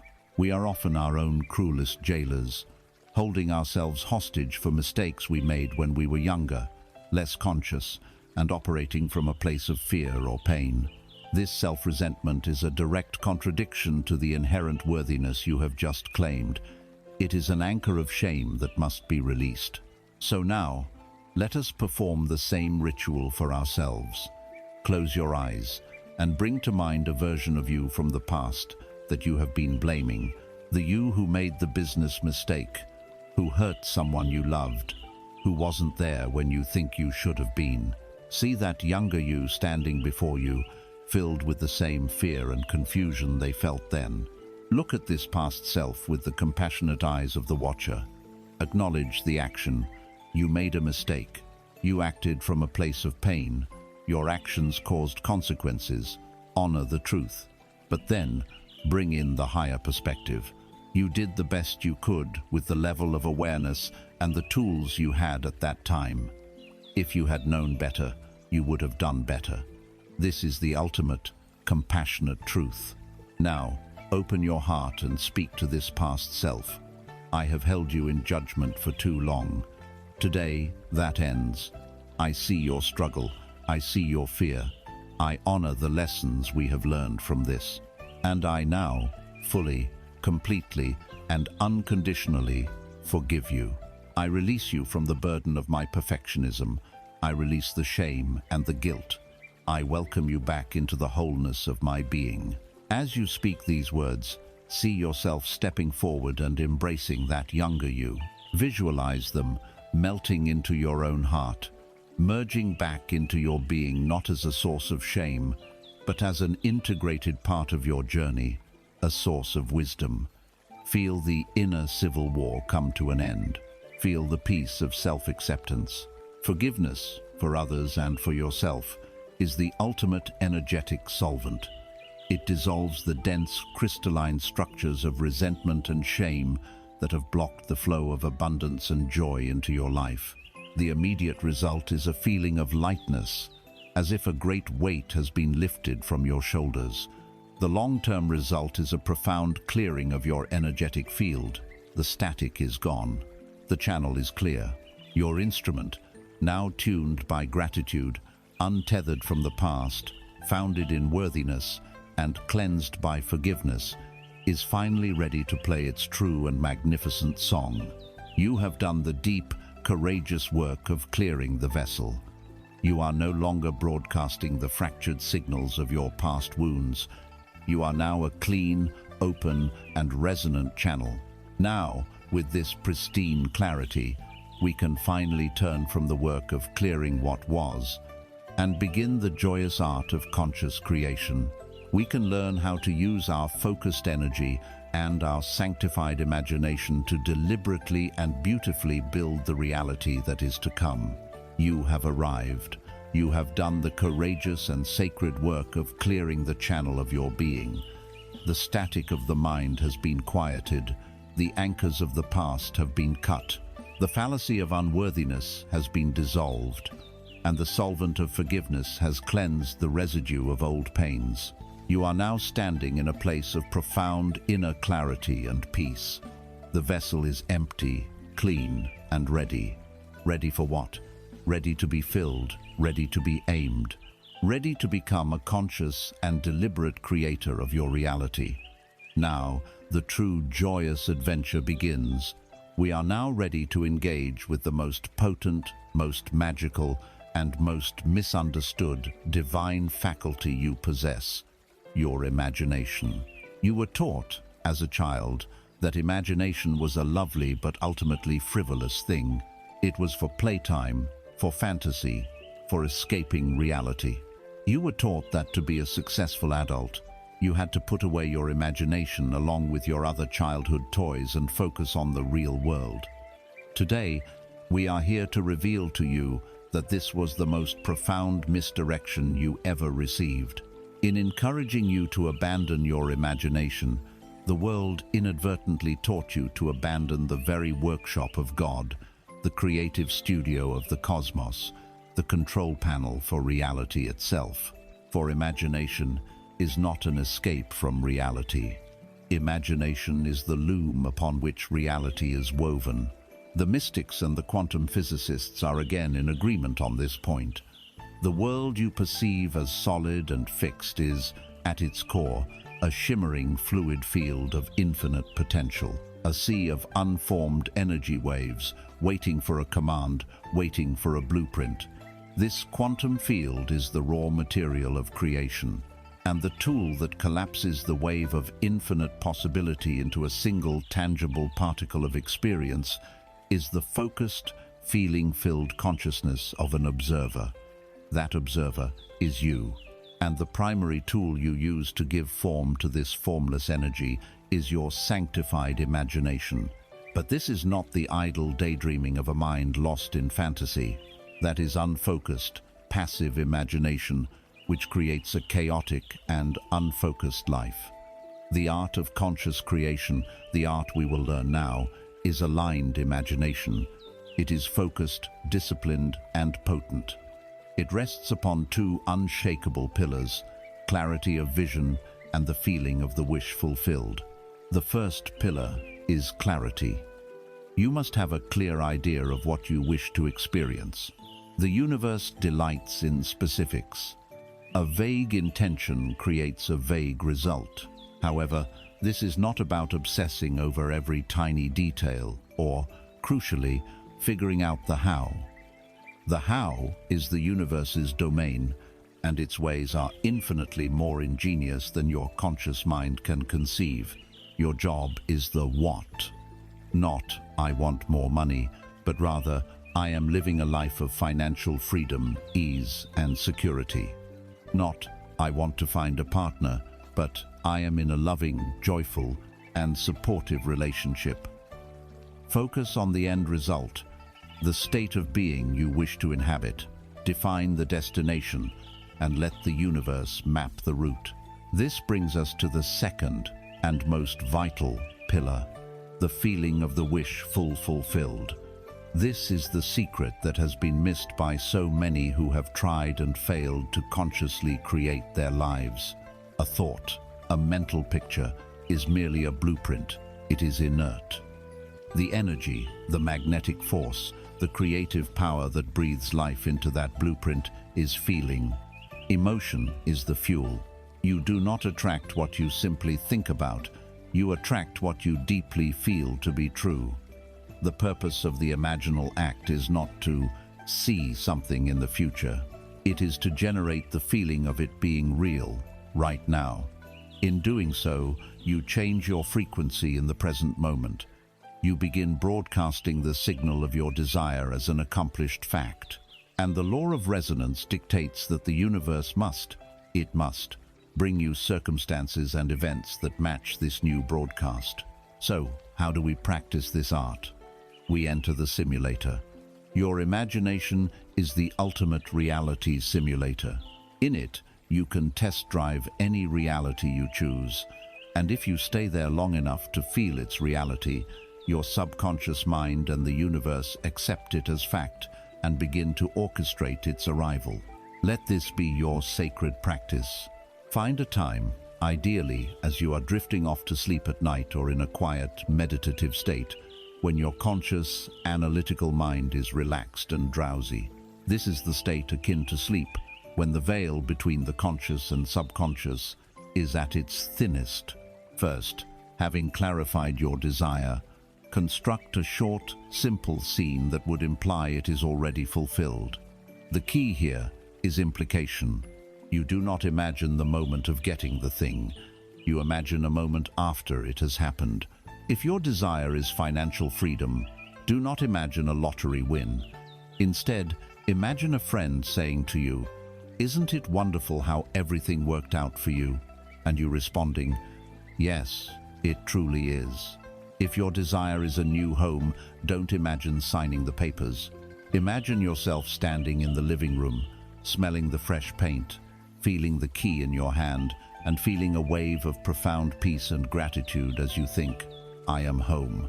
The scene should be brief, no more than a few seconds long, so it can be easily repeated. Now, you enter the simulator, close your eyes, and replay this short scene. But do not watch it like a movie on a screen. You are not the audience. You are the central actor. You must see it through your own eyes. You must feel it with your own senses. What would you actually see? What would you hear? What would you touch? If your friend is congratulating you, feel their hand on your shoulder. Hear the tone of their voice. See the expression on their face. If you are in your new home, feel the texture of the key in your palm. Loop this scene again and again. And as you do, focus all of your attention on generating the corresponding feeling. What is the feeling of the wish fulfilled? Is it relief? Is it joy? Is it peace? Is it freedom? Is it security? Is it love? Identify that core feeling and ignite it in your heart. Drench the entire imaginal scene with this emotion. Let the feeling of relief, of joy, of "it is done" wash over your entire body. This is the sacred marriage of thought and feeling. This is the alchemical process that turns a mental image into a vibrational reality. You continue looping the scene and feeling the feeling until it takes on the tones of reality, until you feel more real in your imagination than you do in your bed. When you have reached this point of sensory vividness and emotional saturation, you can let the scene go and simply marinate in the feeling itself. Fall asleep in the blissful state of your wish being an accomplished fact. By doing this, you are impressing your subconscious mind with this new reality. The subconscious, which controls your body, your actions, your perceptions, and your energetic broadcast, accepts this new feeling state as your truth and begins to work tirelessly to replicate it in your outer world. This sacred act in the imagination is the planting of the seed, but your work does not end there. You must now protect this seed during the daylight hours. You do this by practicing the art of living in the end. This does not mean pretending or being delusional. It means you carry the feeling and the assumption of your wish fulfilled with you throughout your day. It means you think from your wish fulfilled, not of it. When a doubt arises, as it may, you do not fight it. You simply ask yourself, if my desire were already a fact, how would I be feeling right now? The answer would likely be calm, confident, secure, at peace. And so, you gently guide your inner state back to that feeling of calm confidence. You are no longer living as the person who wants something, but as the person who has it. This maintains the vibrational frequency you established in your imaginal act, creating a clear and consistent signal for the universe to match. You walk, talk, and act with the quiet assurance that your desire is a done deal, on its way to you through means you cannot and do not need to know. This is the power you have held within you all along, the power to be the architect of your own experience. Your imagination is not a childish escape.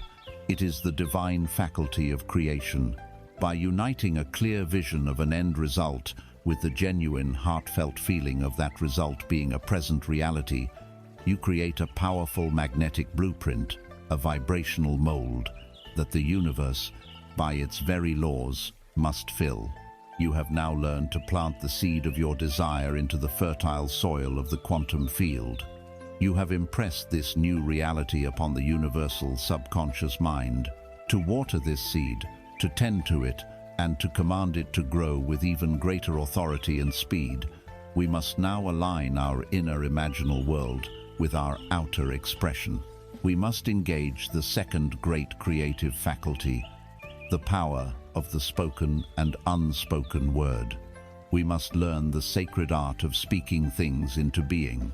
In the sacred workshop of your aligned imagination, you have now created the divine blueprint. You have stood within the finished reality of your desire and soaked your entire being in the feeling of its truth. You have planted a potent seed in the fertile quantum soil of the universe. Now, we must learn to water that seed. We must learn to command it to grow with the full authority of our creative power. We do this by engaging the second great faculty of creation, the power of your word. In the sacred texts of nearly every ancient tradition, you will find a profound reverence for the spoken word. In the beginning was the Word, and the Word was with God, and the Word was God. This is not mere poetry. It is a transmission of a deep metaphysical law. The ancients understood a truth that modern science is just beginning to rediscover. Words are not empty sounds or symbols.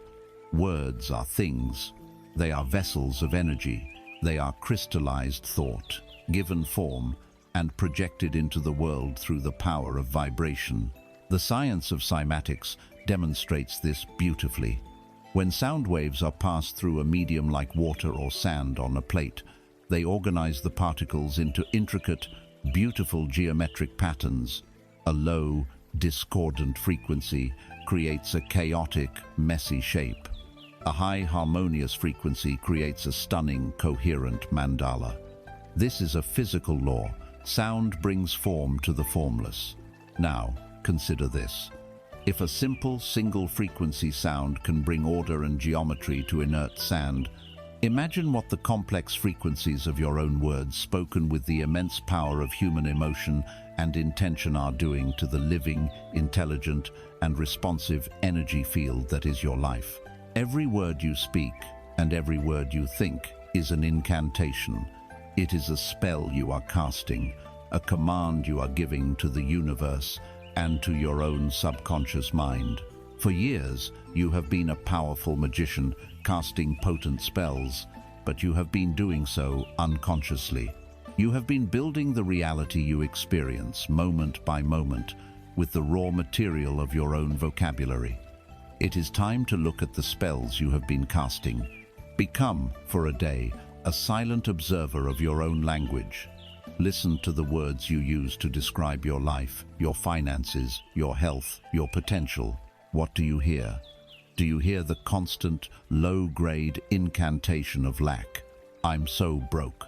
I can never afford that. It's always a struggle. Good things just don't happen to me. You may believe you are simply describing your current reality, but this is the great illusion. You are not describing reality. You are decreeing its continuation. Complaining is one of the most powerful and negative forms of prayer. It is a fervent, emotionally charged affirmation for more things to complain about.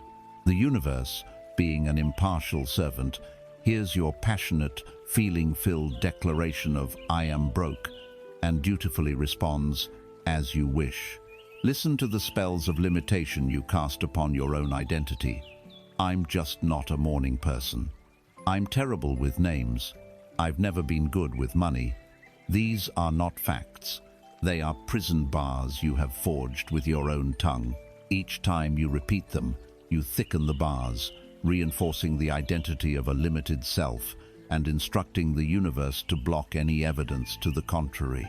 You might be offered an opportunity that requires you to be good with money, but your subconscious mind, loyal to your decree, will immediately say, "That's not for us. We're not money people," and you will sabotage the opportunity before it even has a chance. Your voice is a sacred tool, intended to build temples of beauty and abundance. But for too long, you have used it to reinforce the walls of your own prison. The good news is that the moment you become aware of this, you can begin to choose differently. You can become a conscious magician. You can learn to use your words not to describe the prison, but to command the palace into existence. This is the art of the conscious decree, commonly known as affirmation. Like forgiveness, affirmation is a word that has been diluted. An affirmation is not about mindlessly repeating a phrase that feels like a lie, chanting, "I am wealthy," while your entire being screams with the feeling of lack, is an exercise in futility. It creates an inner war. A true, potent decree is a statement of a higher truth that you have chosen to align with. It works in perfect harmony with the imaginal act you have already performed. You first generate the feeling of the wish fulfilled in your imagination, and then you use the decree to anchor and affirm that feeling state in your conscious mind and physical reality. The most powerful decrees are built upon a simple framework. They begin with the most creative words in existence. I am. This is not "I will be" or "I hope to be." I am is a statement of present fact being. It is a command to the subconscious that this is who we are now. What follows, "I am," must always be stated in the positive. You state what you want to embody, not what you want to escape. If you are in debt, the decree is not, "I am debt-free." The universe does not hear the negative qualifier. It just hears the powerful frequency of the word debt. Instead, you decree the state you desire. I am financially solvent and prosperous. You are claiming the end result. Let us recalibrate your language. When the old unconscious thought, "I'm so tired and overwhelmed," arises, you catch it. You see it for the low-frequency spell it is, and you consciously replace it with a new decree, spoken with authority. I am filled with boundless energy, and I navigate my day with ease and grace. When the old story, "I can't afford it," comes up, you replace it with, "I live in an abundant universe, and I am always provided for." When the whisper of unworthiness says, "You don't deserve this," you meet it with the calm, powerful decree, "I am inherently worthy of all the good that life has to offer." To bring this practice to life, create a short ritual. Each morning, stand before a mirror. Look into your own eyes, the windows to your soul, and speak your chosen decrees aloud. Do not rush. Say them with conviction. Feel the vibration of the words in your chest and throat. When you say, "I am peaceful, prosperous, and whole," feel the peace, imagine the prosperity, and sense the wholeness you cultivated in your imagination. By looking in the mirror, you are receiving the transmission as well as sending it. You are commanding your own reflection, your own reality, to align with this higher truth. The most profound work, however, takes place in the silent conversations you have with yourself all day long. Become the guardian at the gate of your mind. When you notice a thought form of lack, complaint, or self-criticism attempting to arise, you do not need to fight it. Simply see it, acknowledge it, and consciously refuse to give it voice. You let it pass without energizing it. And in its place, you plant the seed of your conscious decree. This is the practice of moment-to-moment vibrational hygiene. Begin to notice how you speak about your life with others. Do you bond with friends over shared complaints and struggles? This is a common but destructive energetic pattern. Make a conscious choice to shift your language. When asked how you are, instead of the default, "not bad" or "so busy," try, "I am feeling a wonderful sense of possibility today." Speak of your dreams and joys, not just your problems. In doing so, you not only lift your own frequency, but you give others permission to do the same. You become a walking, talking beacon of abundance. You have now learned to align your inner vision with your declared word. The blueprint from your imagination is now being reinforced by powerful conscious commands. You are creating a coherent, powerful, and undeniable signal to the universe. You are no longer a victim of circumstance, but the master architect and builder of your experience. But there is one final, crucial step in this alchemical process. A blueprint and a command do not yet constitute a temple. The frequency must be grounded, the energy must be stabilized, the word must be made flesh. Your new state of being must move beyond the realm of the mind and the voice and be fully anchored into the wise, responsive intelligence of your physical vessel. We must now learn to embody the frequency of abundance, to make it the very reality of ourselves. You have performed the sacred inner work. You have created the blueprint in the workshop of your imagination. You have spoken the command with the authority of your conscious decrees. You are broadcasting a new, coherent signal from the depths of your being. But there is one final, crucial stage in the alchemical process of creation. The frequency must be grounded. The vibration must be anchored. The word, as the ancients said, must be made flesh. This happens in the sacred temple of your physical body.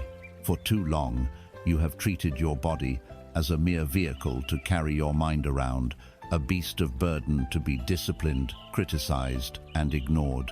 Today, we reclaim the body as the ultimate arbiter of truth, the final and most honest expression of your frequency. Your mind is a brilliant but notorious liar. It can convince itself of anything. It can tell itself it is peaceful while a storm of anxiety rages beneath the surface. It can tell itself it is confident while trembling with insecurity. But your body does not know how to lie. It is the subconscious mind made visible.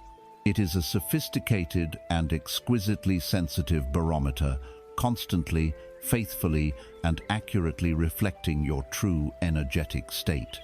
Your clenched jaw tells a truer story than your smiling lips.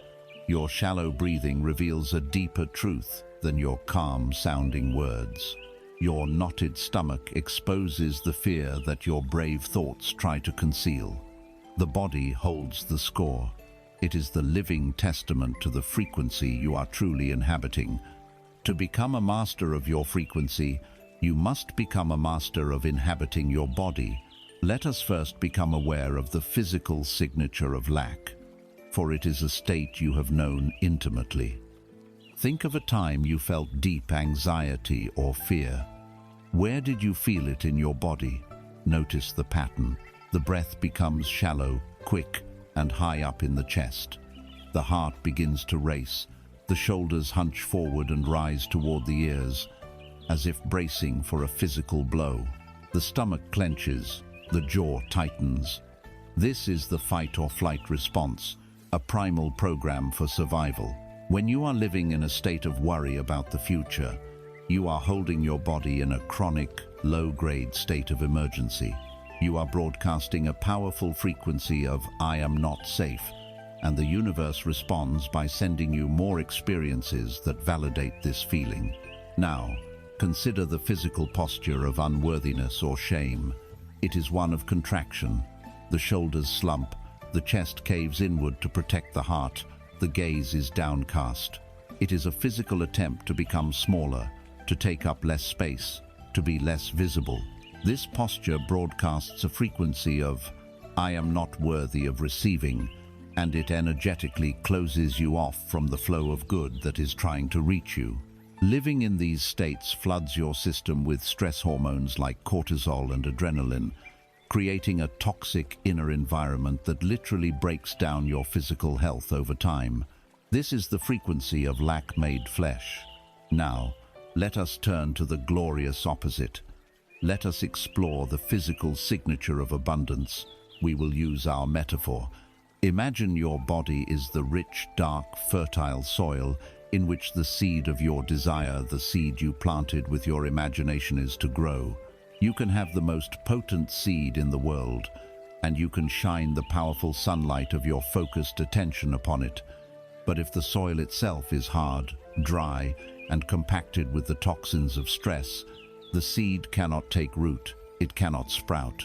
To embody abundance is to learn how to cultivate this fertile soil. What does this fertile soil feel like? It is the feeling of deep, somatic trust. The physical signature of abundance is first and foremost relaxation. It is a state of profound safety in your own skin. The breath is no longer shallow and panicked. It is deep, slow, and diaphragmatic. It moves down into your belly, massaging your inner organs, signaling to every cell in your body, all is well. You are safe. The heart beats with a slow, steady, powerful rhythm. The shoulders are relaxed and dropped. The jaw is soft. The belly is loose and receptive. This is the physiology of the rest and digest state, the state of healing, regeneration, and receiving. When your body is in this state, it is broadcasting a powerful, coherent signal of "I am safe, I am open, I am ready to receive." The posture of embodied abundance is one of open, confident receptivity. The spine is long and regal, the chest is open, the heart center shining forward, unafraid. The gaze is steady and clear. It is a posture that claims its space in the world, not with aggression, but with quiet, dignified presence. It is the physical declaration of your inherent worthiness. So how do we consciously cultivate this fertile soil? How do we shift our body from a state of contraction to one of expansion, from a state of stress to one of trust? We do this through the gentle practice of embodied awareness. Let us begin now. Wherever you are, bring your awareness into your body. We will do a short body scan. Start with your feet. Feel them on the floor. Bring your awareness to your legs, your hips. Now, notice your stomach. Is it clenched or relaxed? Without judgment, Simply invite it to soften. Take a deep breath and imagine you are sending that breath all the way down into your belly, allowing it to expand like a balloon. Now, bring your awareness to your chest and heart center. Are you caved in? Gently roll your shoulders back and down. Feel your chest open up. Imagine a warm golden light emanating from your heart. Notice your hands. Are they clenched?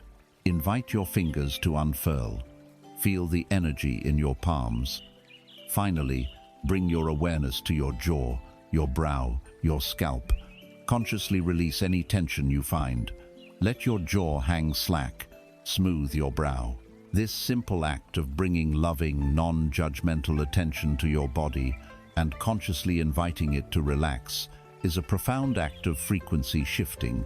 You are telling your nervous system that in this moment you are safe.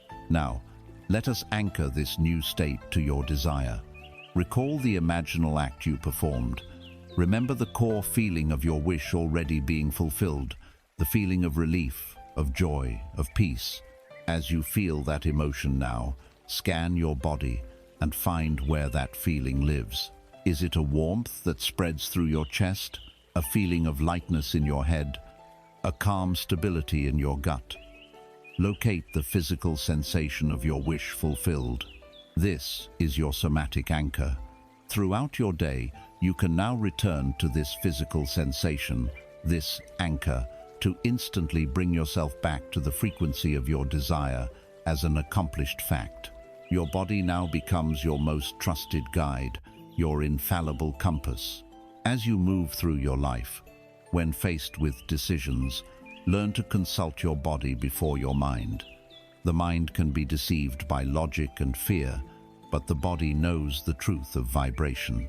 When considering an opportunity, an invitation, or a new path, bypass the mental pros and cons for a moment. Simply hold the possibility in your mind and notice your body's response. Does it contract? Do you feel a tightening, a heaviness, a sense of dread? That is a clear, physical no. Or does your body respond with a sense of expansion, a feeling of lightness, an opening in your chest, a surge of excitement or peace? That is a clear, physical yes. Your body knows the path of least resistance. It knows the frequency of your highest good. Learn to listen to its subtle, honest wisdom. You have now completed the circuit of creation. You have aligned your mind through your sanctified imagination. You have aligned your voice through your conscious decrees. And now, you have aligned your physical vessel through embodiment. You are no longer just thinking about or speaking of a new reality. You are, in a very real and tangible sense, being it. You have become a coherent, resonant, walking broadcast of your new truth. The Word has been made flesh, and the soil of your being is perfectly prepared for miracles to take root. As you walk through the world in this new, embodied state of open, relaxed receptivity, you will begin to notice a magical principle come into play. You will discover that the universe operates on a beautiful and paradoxical law of flow. You will find that to truly open the floodgates of receiving for yourself, you must first learn the joyous art of becoming a channel for giving. This is the great generosity paradox, and it is the next step on our journey to mastering the frequency of wealth. You have now fully aligned your inner world. Your mind, your voice, and your body are vibrating in harmony with the frequency of abundance. You have become the fertile soil, ready for the seed of your desire to blossom. You are a coherent, resonant broadcast of your new reality. Now, we must turn our attention outward.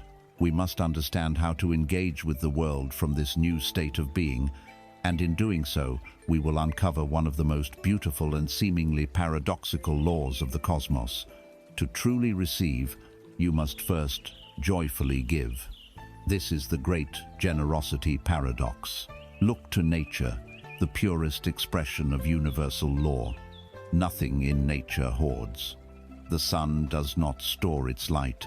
It radiates it endlessly. The clouds do not hold on to their rain. They release it to nourish the earth. A fruit tree does not cling to its fruit.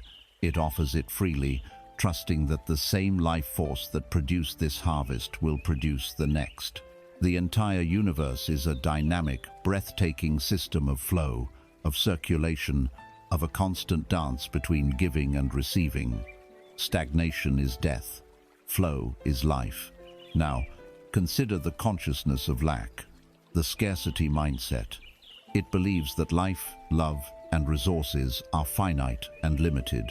Its primary impulse, therefore, is to accumulate and to hoard. It seeks to dam the river of abundance, to trap as much as it can for itself, out of a deep-seated fear that the river might one day run dry. This dam-building consciousness is one of constant tension, anxiety, and contraction. The dam builder spends all of their precious energy reinforcing the walls, checking for leaks, and worrying about droughts. They are so consumed by the fear of losing what they have that they never truly get to enjoy it. Their life becomes heavy, constricted, and cut off from the very flow they seek to control.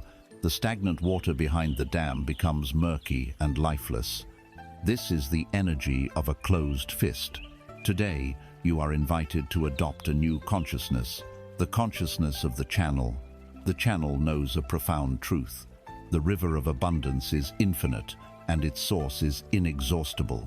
Therefore, the goal is not to stop the water, but to become a wide, clear, and open conduit for it to flow through.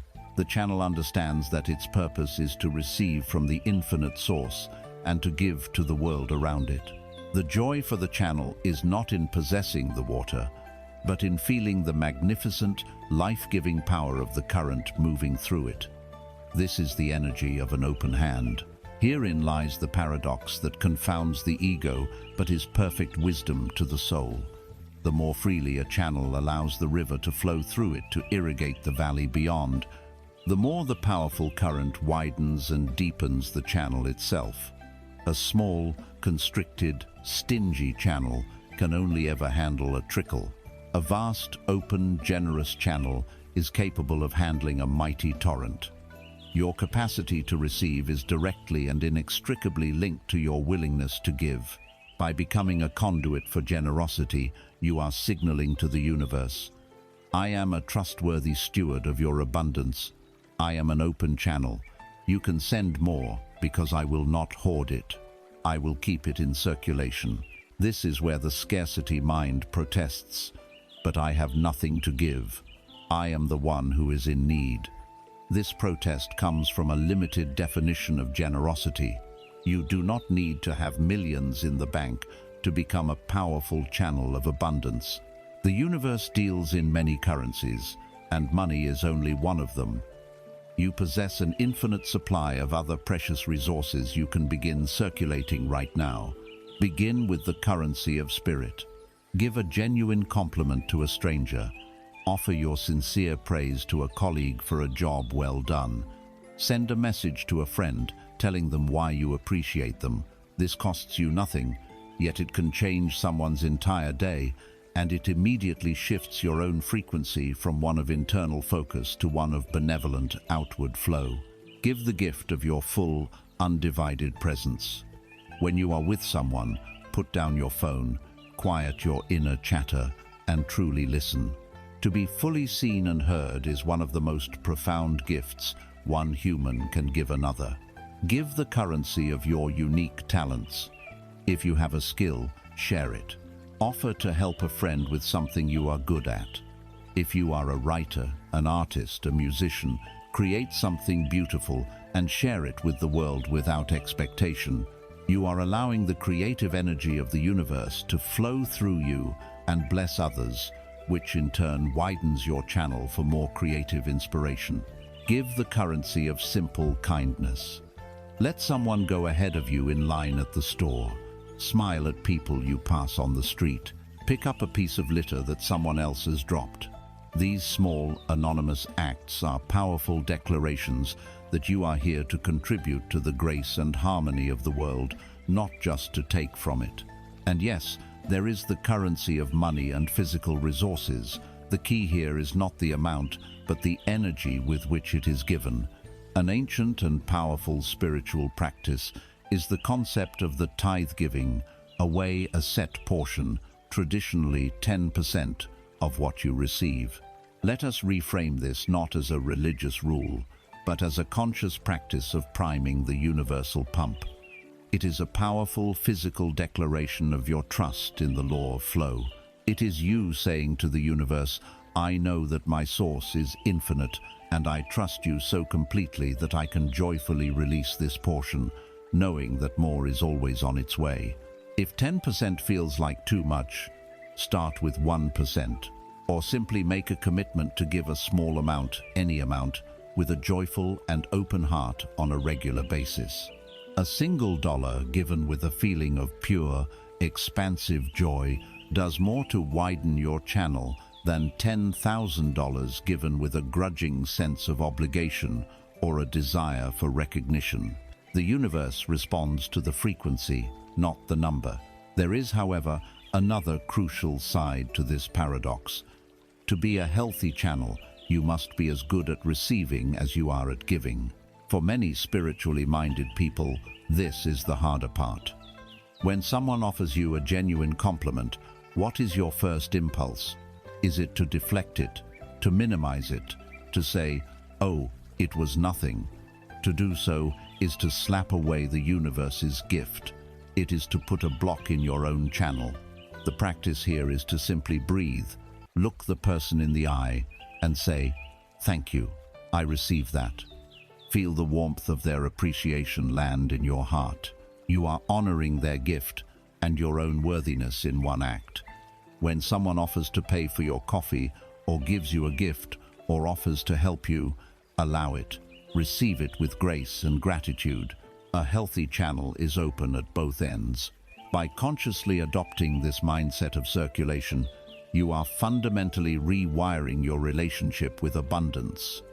You are moving from a state of fear and accumulation to one of trust and flow. You are no longer a stagnant pond, but a vibrant, flowing river, bringing life to everything you touch and being constantly replenished by an infinite source. You become a partner with the universe in the dance of creation. To live as this open channel, to give of your time, your spirit, and your resources without a knot of fear in your stomach, requires a level of faith that transcends the ego's limited, transactional logic. It requires you to release your anxious need to control the outcome. It requires you to stop trying to dictate how, when, and from where the river will replenish you. It demands a profound surrender to the wisdom of the flow itself, a trust that if you take care of the outflow, the universe will unfailingly take care of the inflow. This radical trust, this elegant art of releasing your grip on the result, is the sacred practice known as detachment. It is the final key that unlocks the truly effortless magic of manifestation. We stand now at the precipice of a great mystery, a sacred paradox that lies at the very heart of conscious creation. For the last several chapters, we have spoken of the focused power of your intention. We have learned to craft a clear vision in the workshop of the imagination, to speak of it with the authority of a conscious decree, and to embody its frequency in the very cells of our being. And now, I am here to tell you that the final and most crucial step in this entire process is to let it all go. This is the delicate, graceful, and profoundly liberating practice of detachment. How can this be? How can you hold a clear vision and simultaneously let it go? This is the tightrope walk of the master creator, the dance between the human will and divine grace. It is not an either-or proposition. It is the ultimate both and. The secret lies in understanding the critical difference between a clear, joyful intention and a tight, needy attachment. An intention is a clear signal you send to the universe from a place of wholeness. It is a declaration of what you are choosing to create. An attachment, however, is a signal you send from a place of lack. It is the belief that your happiness, your peace, Your very sense of okayness is contingent upon your desire manifesting. Attachment whispers, "I need this to happen in order to be whole." Detachment sings, "I am already whole." And wouldn't it be wonderful to experience this creation? One is a frequency of desperation, the other is a frequency of sovereign peace. To truly grasp why detachment is the key that unlocks the door, we must understand the energetics of attachment. A tight, white-knuckled grip on your desire is the single most effective way to repel it. Firstly, it broadcasts a frequency of lack. When you are desperately attached to an outcome, your dominant energetic broadcast is not the feeling of the wish fulfilled, but the painful feeling of its absence. You are constantly scanning your reality, noticing that it hasn't arrived yet, and feeling the pang of disappointment. This feeling of not having it is a powerful creative signal in itself, and the universe, in its impartiality, will dutifully mirror that lack back to you by keeping your desire at arm's length. It is like trying to catch a butterfly. If you lunge at it with a clenched fist, its delicate wings will be crushed or it will be frightened away. But if you sit still, embodying a state of peace, and extend an open, welcoming palm, the butterfly may choose to land on its own. Your desires are the same. They are drawn to the open, peaceful palm of detachment, not the clenched fist of need. Secondly, attachment introduces immense resistance into the system. It is born from the ego's arrogant belief that it knows best how and when things should unfold. This leads you to try and control, to force, to manipulate, and to micromanage the universe. You are trying to chart the course of a vast cosmic river with a tiny, outdated map. This controlling energy is constricted and dense. It closes you off from the infinite, ingenious, and often surprising ways the universe wants to deliver your good to you. The universe may want to deliver you a castle, but you are so fixated on receiving a specific cottage on a specific street that you are blind to the grander possibility. Detachment is releasing your rigid agenda and trusting that a higher intelligence is orchestrating a symphony far more beautiful than your mind could ever compose. Let us use our most powerful metaphor for this process. Manifesting your desire is exactly like planting a seed. The work you have done in your imagination was the act of choosing a potent seed and planting it in the fertile soil of the quantum field. The work of embodying the feeling and speaking your decrees was the act of watering that seed. Now, here is where the master gardener and the anxious amateur diverge. The anxious gardener, full of attachment, does not trust the process. The day after planting the seed, he goes out and digs it up. Is it working? Is it sprouting? Is anything happening? He does this day after day, and his anxiety, his impatience, his constant disturbance of the unseen process kills the seed before it ever has a chance to germinate. The master gardener, who understands detachment, operates from a place of profound trust. He plants the seed, he waters it, and then he lets it go. He walks away. He turns his attention to tending the rest of the gardento, cultivating his own state of peace and well-being. He doesn't worry about that specific seed. He knows that he has done his part, and now the invisible, intelligent laws of nature will do theirs. He knows that the most crucial part of germination happens in the dark, in the unseen, beyond his control. His trust is not passive. It is an active, powerful state of allowing. Detachment is this supreme trust in the soil. It is handing your seed over to the universe and knowing that the germination is now guaranteed. So how do we cultivate this state of trusting surrender in a world that teaches us to control and strive? We do it through a conscious shifting of our inner posture. First, you can soften the energy around your desire by changing your language. Instead of a hard, needy intention, reframe it with a playful, light-hearted sense of wonder. The phrase, "Wouldn't it be nice if," is a powerful tool for this. instead of a desperate, I need to make more money. Feel the difference in, wouldn't it be nice if wonderful, unexpected sums of money began flowing into my life? The first is heavy with resistance. The second is light, open, and free of attachment. It's an invitation, not a demand.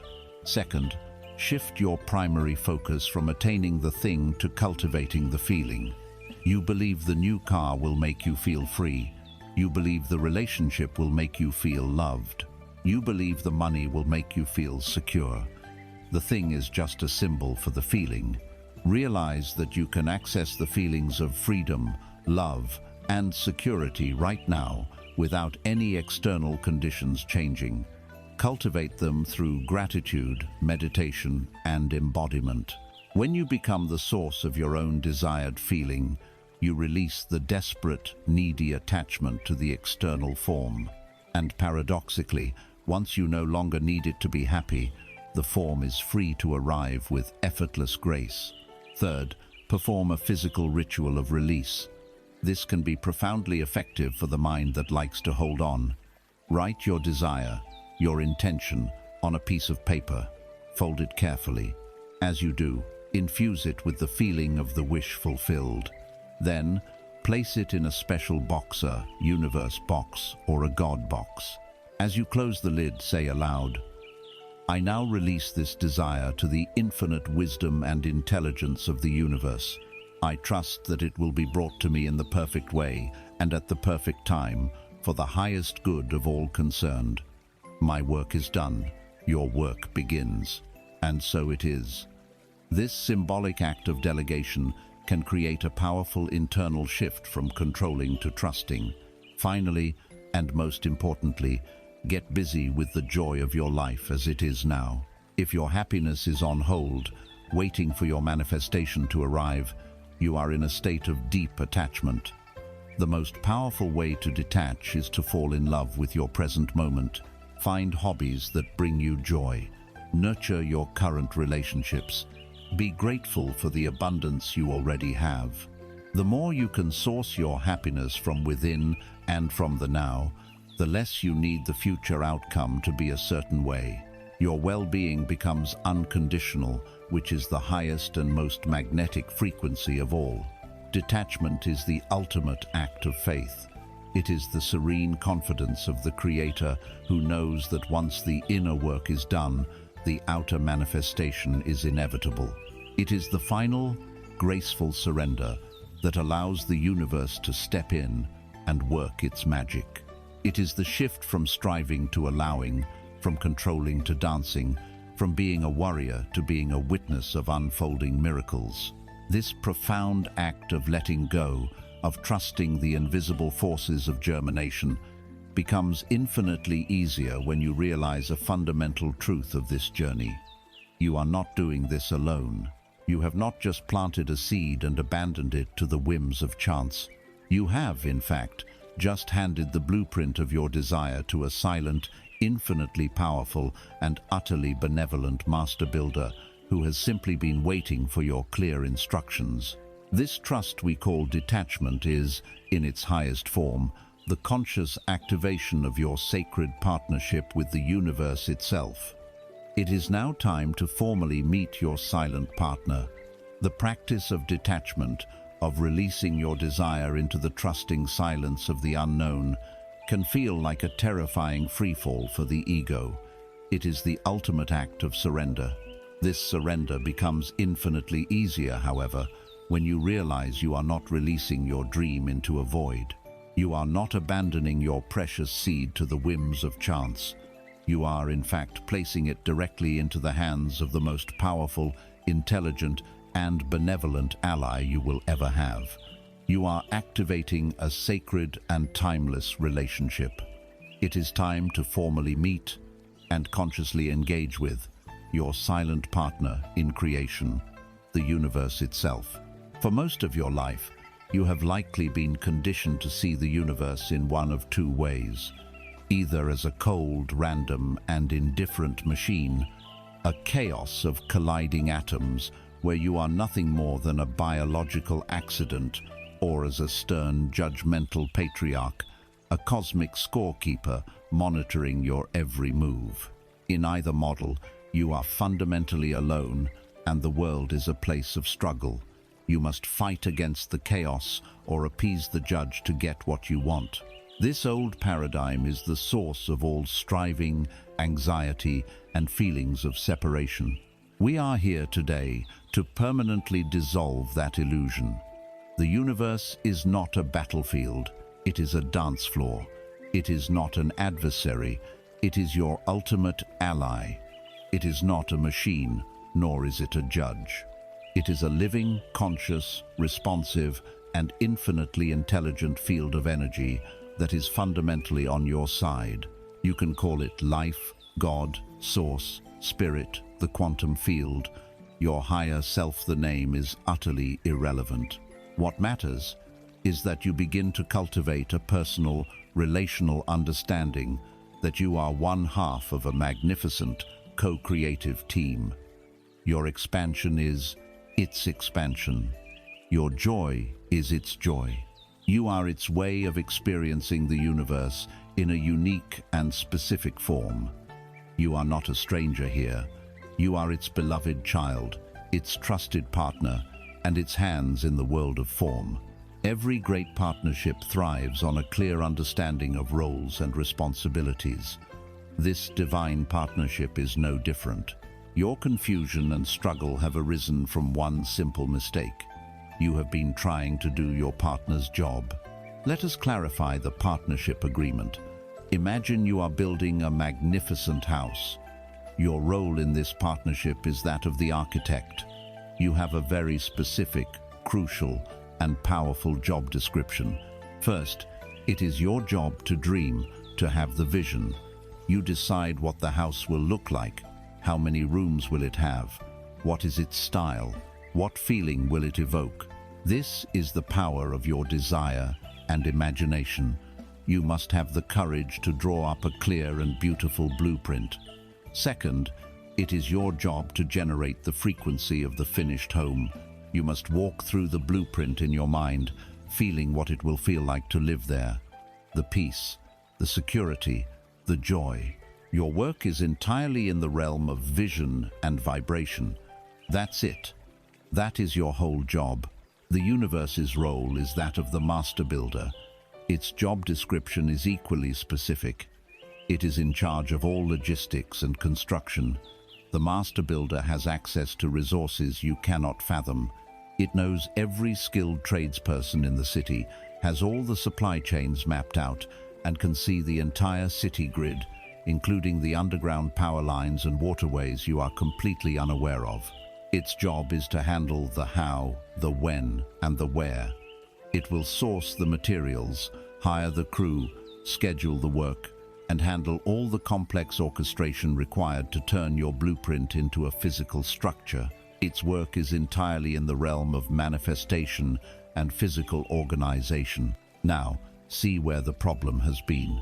You, the architect, after handing over a beautiful blueprint, have been running out to the construction site every day, shouting instructions. You tell the foreman where to buy the nails. You tell the excavator where to dig. You try to rewire the electrical panel yourself. You are obsessing over the how. From your limited vantage point, you cannot possibly see the whole picture. You are shouting instructions about laying a single brick, while the master builder is trying to align the entire foundation with the city's complex infrastructure. Your micromanagement, born from a lack of trust in your partner, does not speed up the process. It causes delays, it creates chaos, and it profoundly insults the competence of the master builder. Likewise, you stand on the site, tapping your foot, constantly asking, "Is it done yet? When will it be done?" You are obsessing over the when, but you cannot see that the master builder is waiting for the ground to dry after a rainstorm, or for a specific, rare material to become available that will make your home infinitely stronger. Your impatience is a broadcast of distrust. It weakens the entire creative field. The great liberation, the key to effortless creation, is to finally agree to honor the partnership agreement. Do your job, and only your job, with all your heart and soul. Be the most brilliant, clear, and feeling-filled architect you can be. Create the most beautiful blueprint imaginable. Immerse yourself in the feeling of the finished home, and then, with a heart full of trust and gratitude, hand the blueprint over to the master builder and let your partner do their job. Your only task from that point on is to live in the happy assumption that the construction is underway and that the final result will be even more magnificent than you imagined. This is more than just a metaphor. It is a way of life.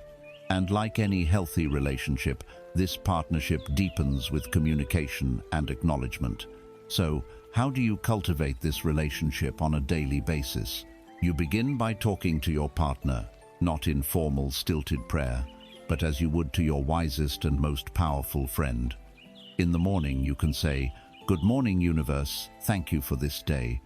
I am so excited to see what magic we can co-create together. I am open to your guidance. Surprise and delight me." You are setting a collaborative, playful tone for your day. Then, you must learn to listen. Communication is a two-way street.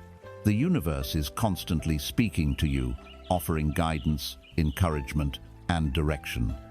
It speaks in the language of intuition, that quiet gut feeling, that sudden inner knowing.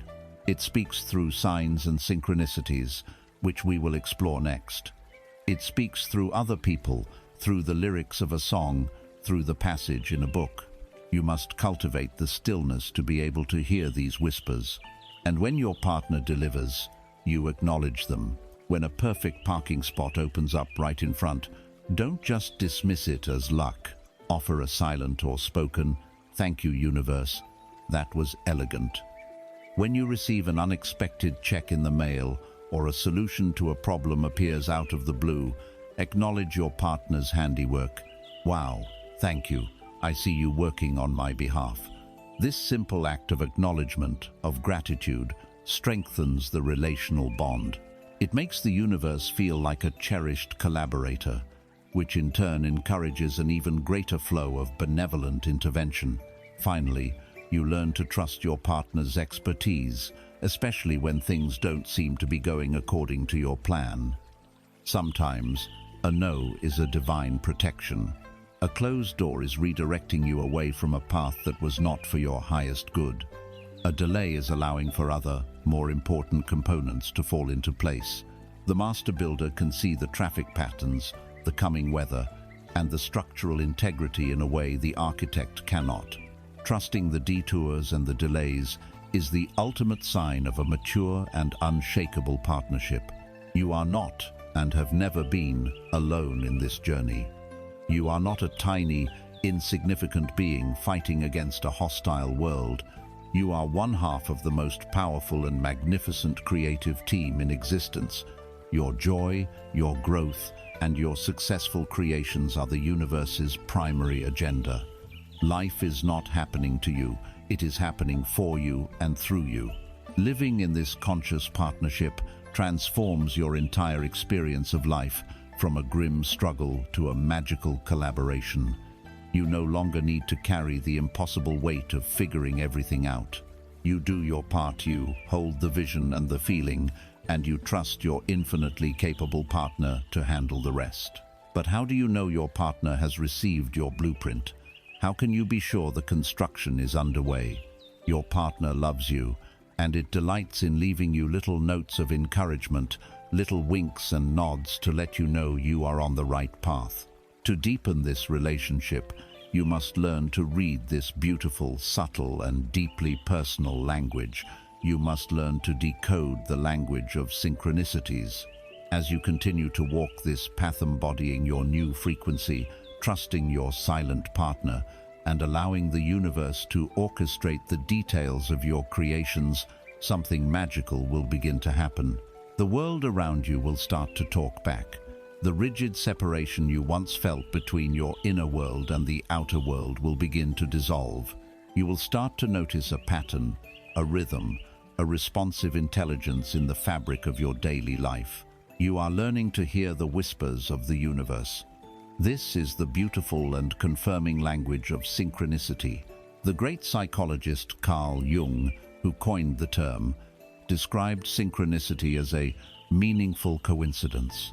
It is the moment when an event in the outer world aligns perfectly and meaningfully with your inner state, your thoughts, your emotions, your questions, your desires. It is a moment so timely, so specific, so personally significant that it shatters the illusion of a random, mechanistic universe. It is a wink from the cosmos, a love note from your silent partner. These are not random occurrences. They are the evidence that you have successfully shifted your frequency and are now operating in alignment with the universal flow. Think of it like tuning an old analog radio. For most of your life, your frequency has been dialed into a station filled with the static of fear, lack, and resistance. The world seemed chaotic and unresponsive. Now, through the inner work you have done, you have begun to turn the dial. You have found a clear, powerful station, and for the first time you can hear the music. Synchronicities are the melody of this new station. They are the proof that you are locked onto the correct frequency and that your broadcast is being received loud and clear. The universe speaks in a language of symbols, patterns, and reflections. Its vocabulary is as infinite as creation itself, but there are common forms of synchronicity that you will begin to notice. One of the most common is the appearance of recurring number sequences: 11, 11, 222, 444, and so on. Do not get lost in complex numerological charts. See these numbers for what they are: a simple, unambiguous way for the universe to get your attention. It's like a gentle tap on the shoulder. When you see them, the message is simply, pay attention, be present, notice what you were just thinking or feeling. You are in alignment right now. You are on the right path. It is a cosmic thumbs up. You will notice it in the form of overheard conversations. You may be wrestling with a business decision, and the two people at the table next to you in a cafe will begin a loud discussion about the very industry you're in, revealing a key piece of information that illuminates your path forward. You may be feeling heartbroken, and an elderly woman on a park bench will turn to her friend and say something wise about healing that feels as though it was spoken directly to you. The universe will speak to you through music. You will get in your car, feeling lost and uncertain, and the first song on the radio will contain the exact lyrics of encouragement and hope you needed to hear. It will feel so perfect that it will bring tears to your eyes or a laugh of sheer disbelief. You will experience it through chance encounters. You will decide to take a different route home from work one day, only to run into an old acquaintance you haven't seen in a decade, who just happens to be looking for someone with your exact skills for a new project. You were thinking of a friend, and a moment later, they call you out of the blue. This language is all around you. It may come as seeing a specific word or symbol over and over again on a billboard, on the side of a bus, on a t-shirt. It may come as an animal messenger, a hawk that circles overhead every time you contemplate a major decision, or a butterfly that lands on you in a moment of quiet reflection. The key to understanding this language is to recognize that it is deeply personal. A hawk may mean vision and perspective to you, while a deer may mean gentleness and grace. The universe knows your personal symbolic dictionary. The meaning is not in the event itself, but in the resonant chord it strikes within you. So, what is the purpose of these winks and nods? Let us use our metaphor. They are like breadcrumbs left on the forest path of your life. Their function is threefold. First, they are for confirmation. They are the universe's way of acknowledging your order. It is your silent partner sending you a receipt that says, "Blueprint received. Your vision has been logged in the cosmic mainframe. Construction is underway." This builds your faith and makes the practice of detachment infinitely easier. You can relax, knowing your desire is being handled. Second, they are for encouragement. The journey of creation has an unseen germination period. there will be times when doubt creeps in. Synchronicities often appear most frequently during these moments of wavering faith. They are a reassuring hand on your shoulder from your partner, a whisper of, "Keep going, don't give up 5 minutes before the miracle, trust the process, you are so much closer than you think." No. And third, they are for guidance. Sometimes a synchronicity is not just a confirmation, but a signpost, offering a course correction. The overheard conversation might warn you away from a potential pitfall. The chance encounter might open a door you had never considered. It is the universe gently nudging you, guiding you down the path of least resistance toward the most elegant fulfillment of your desire. So how does one become fluent in this magical language? The art of interpretation is subtle and intuitive. The first and most important rule is to trust the feeling.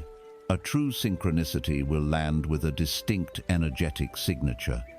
It will give you a jolt of surprise, a feeling of goosebumps, a sense of wonder, a quiet aha in your soul. It feels meaningful. If you have to strain to find a meaning or logically force a connection, it is likely just a random event. Let go of it. The real signs will find you, and they will be unmistakable in the feeling they produce. The second rule is, do not go hunting for signs. Seeking and searching for meaning in every little thing comes from a place of anxiety and a need for control. This low-frequency state will, paradoxically, cause the signs to vanish. The practice is not to seek, but to be open. Live your life with a relaxed, present awareness, and the synchronicities will reveal themselves to you naturally, like fireflies appearing at dusk. Third, remember that the message is always for you, and its meaning is personal.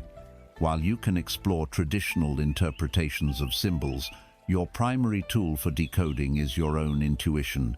When a synchronicity occurs, pause and ask yourself, what was I thinking about right before this happened? What does this mean to me? In the context of my current journey, what is the message here?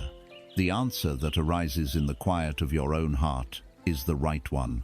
And finally, the most powerful way to encourage this dialogue is through gratitude. When you notice a synchronicity, when the universe winks at you, wink back. Offer a simple, silent, or spoken acknowledgement. Thank you. I see that. I hear you. This act of appreciation is like saying, "Roger that," in a conversation. It tells the universe that the message was received, and it encourages your partner to communicate more. The more you notice and acknowledge these magical breadcrumbs, the more frequent, clear, and astounding they will become. Living this way transforms your life from a solitary monologue into a vibrant, interactive dialogue with the divine. You begin to understand that you are not just walking through a dead, material world. You are walking through a living, conscious, and friendly intelligence that is constantly guiding you, supporting you, and celebrating your journey. You know, with a deep and unshakable certainty, that you are on the right path. But where is this path ultimately leading? All of these beautiful outer signs, these celestial breadcrumbs, these affirmations of your alignment with the flow of life, are all pointing you toward one ultimate destination. They are not leading you to some future treasure chest where happiness finally begins. They are all, without exception, guiding you home to the only place where true, lasting, and infinite wealth can ever be experienced. The eternal kingdom of the present moment. We have journeyed far, we have cleared the channel, embraced our creative power, and learned to dance in partnership with the universe, reading its subtle, synchronous language. We have learned how to plant the seed of our desire and trust its germination. Now, we arrive at the destination to which all of these paths have been leading, and here is the greatest secret of all. The destination is not a future place. The destination is the very ground on which you have been walking this entire time. It is the infinite, inexhaustible, and ever-present treasure of the now. For your entire life, you have been living under the tyranny of psychological time. Your consciousness has been a ghost, haunting two realms that do not exist, the past and the future. The past exists only as a collection of memory traces in your mind, neurological ghosts that you reanimate with the power of your present moment attention. All regret, all guilt, all shame, all resentment. These are poisons from the past that you are choosing to drink. Right now, they have no reality of their own. You give them their only power by continuously revisiting a place that is gone forever. The past is a cancelled check. To live there is to live in a graveyard. The future, likewise, is a phantom. It exists only as a mental projection, a story you tell yourself about what might be. All anxiety, all worry, all stress and tension, these are poisons from the future. You suffer from events that have not happened and may never happen. You sacrifice the felt reality of your one true moment for 1,000 imaginary catastrophes or successes. You have been taught that your good lies in the future, that you must strive, plan, and worry your way toward a future moment when you can finally be happy, peaceful, or wealthy. This is the foundational lie that has kept humanity in bondage for millennia. The truth is so simple and so absolute that the mind, in its complexity, overlooks it. There is only ever the now. Your entire life, from your first breath to your last, unfolds in one single, unbroken, and eternal moment of now. What you call the past was a now when it was happening. What you call the future will be a now when it arrives. There is no escape from it. It is the only point of access you have to life itself. The universe does not operate in the past or the future. Creation does not happen tomorrow, it happens now. Abundance cannot be felt in the future, it can only be felt now. Peace cannot be found yesterday, it can only be found now. Your power is not in what you will do, it is in the quality of your consciousness right now. Imagine you are a treasure hunter. You have been given an ancient cryptic map, and on it is a large X that marks the spot of a priceless treasure. You have spent your entire life obsessed with this map. You study it, you analyze it, you trace its lines with your finger, you dream about it, you worry that you will never find it. You spend so much time looking at the map that you fail to notice the most important detail. The X has been right beneath your feet the entire time. You have been standing on the treasure. The map is your mind, with its endless stories of past and future. The treasure is the profound richness of this present moment. Wealth is not a future destination to be reached. It is a present reality to be realized. So how do you access this reality you have so long overlooked? You do not have to get to the now. You are already in it. You simply have to become aware of it. You must pull your attention out of the noisy labyrinth of thought and anchor it in the living reality of this moment. There are several sacred portals into the now, always open to you. The first and most direct portal is your own inner body. For a moment, close your eyes. Can you feel the subtle field of aliveness that permeates your hands? Can you feel the energy in your feet, your legs, your arms? Do not think about your body. Feel it from within. Feel the silent hum of its vitality. This inner field of aliveness is your anchor in the now. Your mind can travel to ancient Rome or to next Tuesday's meeting, but your body is always, eternally, right here, right now. To bring your attention into the inner body is to pull your consciousness out of the phantom worlds of past and future and ground it in the only reality there is. The second portal is your senses. The mind interprets and labels, but the senses experience directly, without judgment, and always in the present.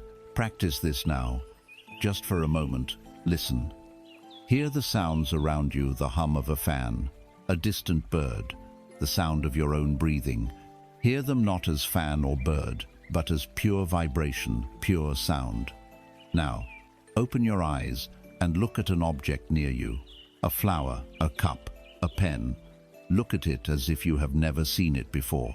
See its shape, its color, its texture, without letting the mind rush in with the label. Just witness its silent, still presence, its isness.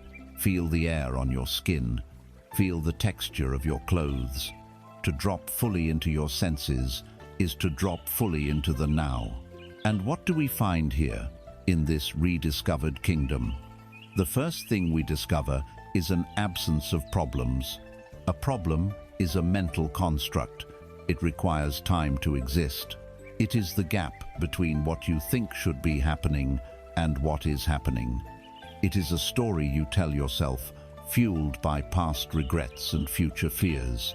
In the pure, unadulterated now, there are no problems. There are only situations. A situation is either dealt with or it is accepted, action or allowance. But the mental emotional burden of problem dissolves in the light of present moment awareness. In this absence of problems, you discover the treasure itself. You discover peace, not the fleeting peace that comes when your external world finally arranges itself to your liking, but the deep, unshakable peace that is your own true nature. It is the stillness that was always there, beneath the noise of the mind. This peace is the most valuable form of wealth in existence. From this peace, another treasure emerges, aliveness, a vibrant joy in the simple act of being. You feel the miracle of your own breath, the wonder of your own heartbeat. The world, when seen through the eyes of presence instead of the filter of thought, becomes luminous again. The colors are brighter, the sounds are clearer, the world is reborn. This is the wealth of vitality. And from this aliveness, all true power flows. All inspired ideas, all creative solutions, all graceful and effective actions arise not from the anxious, chattering mind, but from the still, spacious intelligence of the present moment. It is from this silent space that you connect with the universal mind, the source of all genius and all right action. By learning to find your wealth in the moment, you cease to be a needy broadcaster. You are no longer sending out the frantic, low-frequency signal of, "I need something in the future to make me whole." Instead, you begin to broadcast the calm, powerful, magnetic frequency of, "I am already whole. I am already at peace. I am already abundant, right here, right now." And the universe, in its infinite wisdom, will begin to rearrange your outer world to match the profound richness you have finally discovered within. You no longer chase the world. The world begins to gracefully arrange itself around your still center. As you master this art of habitually residing in the present moment, something extraordinary begins to occur. Your presence is no longer just a private, internal experience. The quality of your consciousness, this deep, still, peaceful awareness, begins to emanate from you like a fragrance. It becomes a palpable energy field that silently and powerfully affects your environment, the people you meet, and the situations you encounter. You stop being a person who is simply seeking abundance, and you begin to become a walking, breathing, living lighthouse of it for the world. You have come home to the present moment.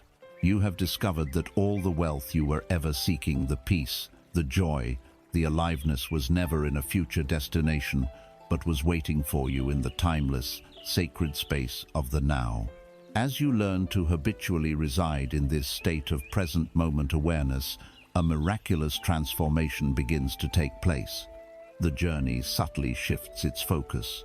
Up until now, our work has been centered on the law of attraction, on aligning your inner frequency to draw desired experiences to you.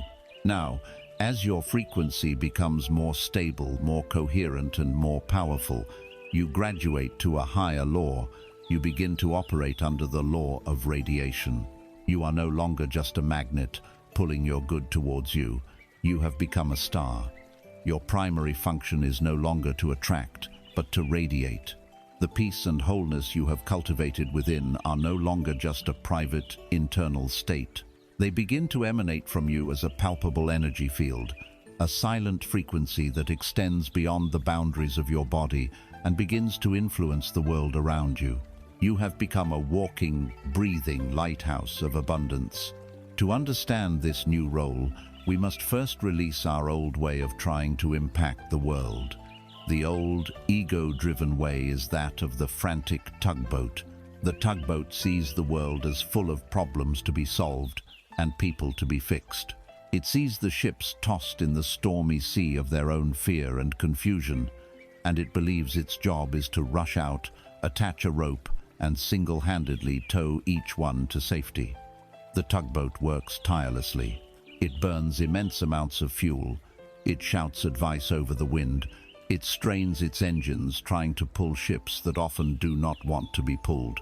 The tugboat is noble, it is well-intentioned, but it is ultimately exhausted, ineffective, and operating from the assumption that it alone must do all the heavy lifting.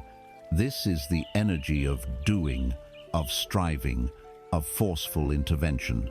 Today, you are invited to abandon the frantic life of the tugboat and to embrace the serene, sovereign power of the lighthouse.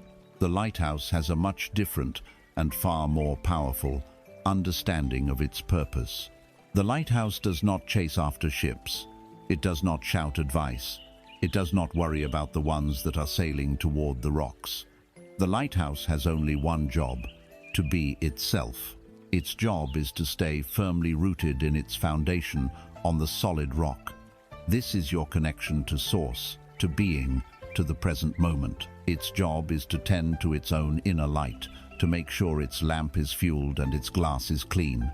This is your daily practice of maintaining your own high frequency. And then, its only remaining duty is to simply, silently, and steadily shine. Its light cuts through the darkest storm, not with force, but with clarity. It doesn't discriminate between the magnificent ocean liner and the humble fishing boat. It offers its light freely and unconditionally to all. It does not feel responsible for the ships. It understands that each ship has its own captain and its own journey. The ships that are seeking a safe harbor will see its light and use it to navigate their own way home. They will be empowered by its guidance, not dependent on its towing. The ships that choose to ignore the light and sail on into the storm are free to do so. The lighthouse does not take this personally. It just continues to shine, a constant, unwavering beacon of hope and clarity. This is your new role in the world. As you stand firmly in your own embodied peace, you become a lighthouse. Your very presence becomes an act of service. You walk into an anxious, tense meeting room. The old you, the tugboat, might have tried to fix the situation, to offer solutions, to manage everyone's emotions. The new you, the lighthouse, does nothing. You simply sit, anchored in your own inner stillness, holding your own frequency of peace. And that coherent, peaceful energy radiates into the room. It does not force anyone to be calm, but it offers them a resonant frequency they can choose to align with. Without a word being spoken, the tension in the room begins to dissipate. The frantic energy finds no purchase in your field of peace, and it begins to settle. You will notice that people are drawn to you, but in a new way. Strangers may start conversations with you. Friends and colleagues will begin to confide in you, sharing their deepest dreams and fears. This is because your non-judgmental, peaceful presence creates a safe harbor for them. They feel safe to be themselves around you, because they can sense that you are not trying to fix them or get anything from them. You are simply being. You become a walking permission slip for abundance. When you speak of your life with gratitude and trust, you give others permission to do the same. When you handle a challenge with calm grace instead of panicked reactivity, you show those around you that a different way is possible. Your embodied self-acceptance gives them silent permission to stop judging themselves so harshly. You do not need to teach or preach. Your being becomes the teaching. This new power comes with a profound responsibility, but it is a responsibility of a different kind. It is not the heavy burden of the tugboat, feeling responsible for everyone. It is the light, humble responsibility of the lighthouse keeper, feeling responsible to the light itself. Your primary duty is to your own inner state. You realize that the greatest gift you can give to the world is the clarity of your own consciousness. This dissolves the spiritual ego. A true lighthouse knows that the brilliant light it shines is not its own. The light is from a source far greater than the structure of the lighthouse itself. The lighthouse is merely the vessel, the lens, the conduit. Its only job is to stay clean and clear so the light can shine through it unimpeded. And so it is with you. You know that the peace and love that radiate from you are not from your small personal self. They are the qualities of the universe, of God, flowing through you. Your work is simply to keep your own vessel clean, to continue your practices of presence, forgiveness, and gratitude so that you can be the clearest possible channel for this divine light. Your life is no longer just about your own personal gain. Manifesting abundance for yourself is no longer the end goal. It becomes the joyful consequence of your being and a means to amplify your light. You understand that a well-maintained, well-fueled lighthouse shines more brightly. The abundance that flows to you becomes the very fuel that allows you to be a more powerful beacon of hope and possibility for the world. Your life becomes a living demonstration that it is possible to live in peace, in joy, and in graceful flow with the universe. You uplift the entire collective simply by being your most authentic, radiant self. As you stand in this newfound power as a lighthouse, firmly rooted in the earth of your being and shining the boundless light of the cosmos, you begin to perceive a truth about your own nature and the nature of abundance itself. You look out at the ocean of life, and you see that the light you are shining has no end. The energy that flows through you has no ceiling. The limitations you once perceived, not enough time, not enough love, not enough money, not enough power, begin to look like absurd, distant illusions, like children's drawings of a monster. From this state of radiant, impersonal, and joyous service, you are now ready to grasp the final, liberating truth about your own potential. It is, and always has been, absolutely, breathtakingly, and gloriously infinite. As you stand in the steady, radiant light of your own being, a lighthouse of peace and presence, you begin to perceive the world through new eyes. The old filters of fear and separation start to dissolve, and you see for the first time the true nature of the reality in which you live. And in doing so, you come face to face with the most fundamental and pervasive lie ever told to the human race, the great lie of scarcity. This belief that there is a finite and limited supply of all that is good is the single root of all human competition, jealousy, greed, and conflict. From the moment you were born, you were taught that life is a zero-sum game. You were taught that there is a limited pie of resources, of opportunities, of love, of success. And if someone else took a large slice, that must mean there is less available for you. This worldview forces you into a state of perpetual struggle and comparison.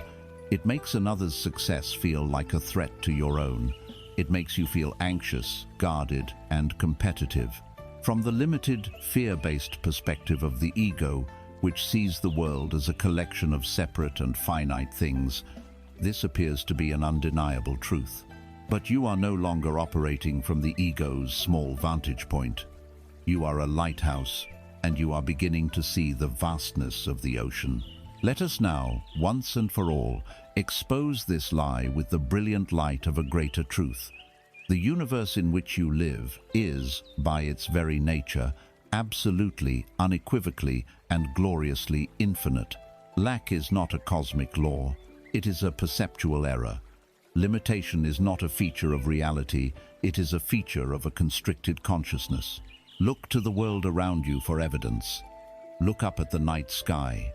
The thousands of stars you might see on a clear night are a tiny, insignificant fraction of the 100 billion stars in our galaxy alone.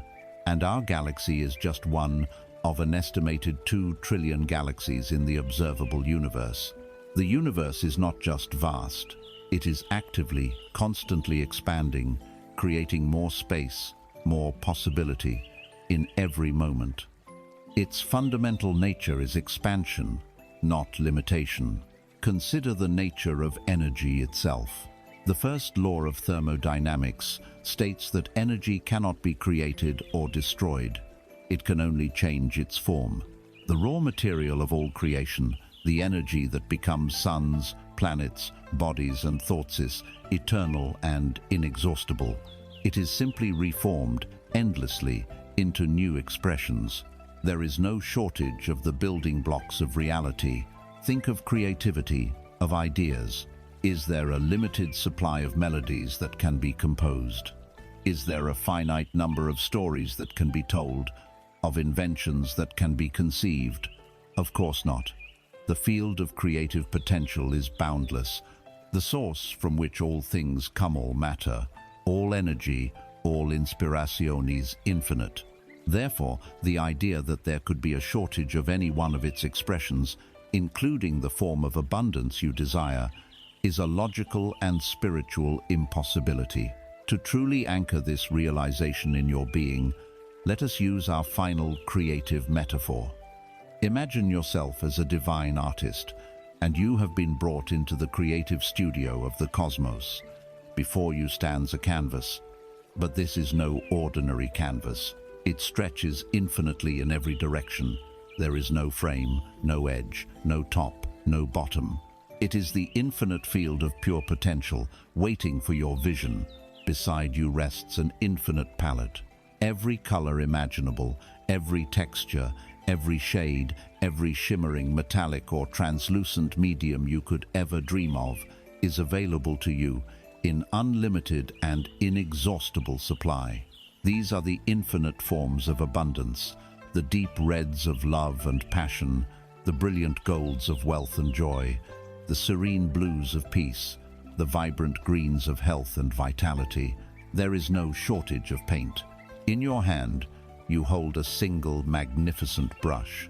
This brush is your aligned consciousness, your focused imagination, your feeling state.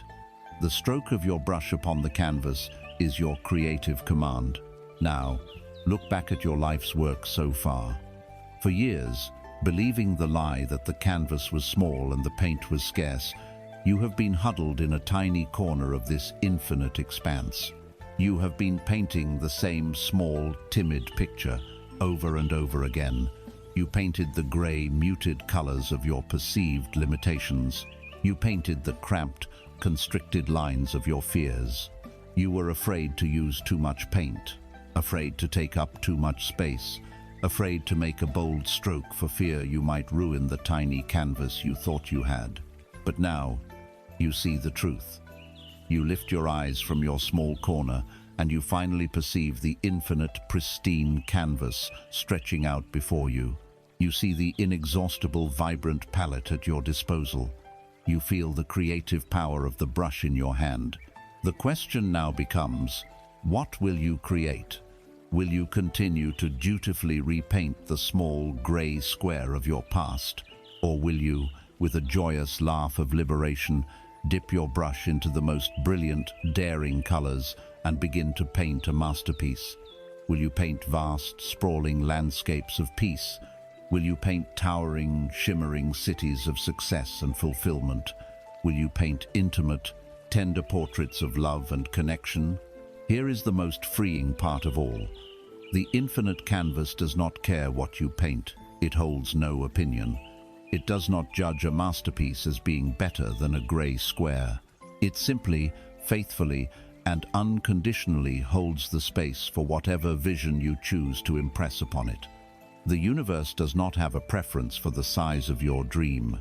Its only desire is for you, the artist, to express yourself fully and joyfully. With this realization, the entire energy of competition dissolves. It becomes an absurdity.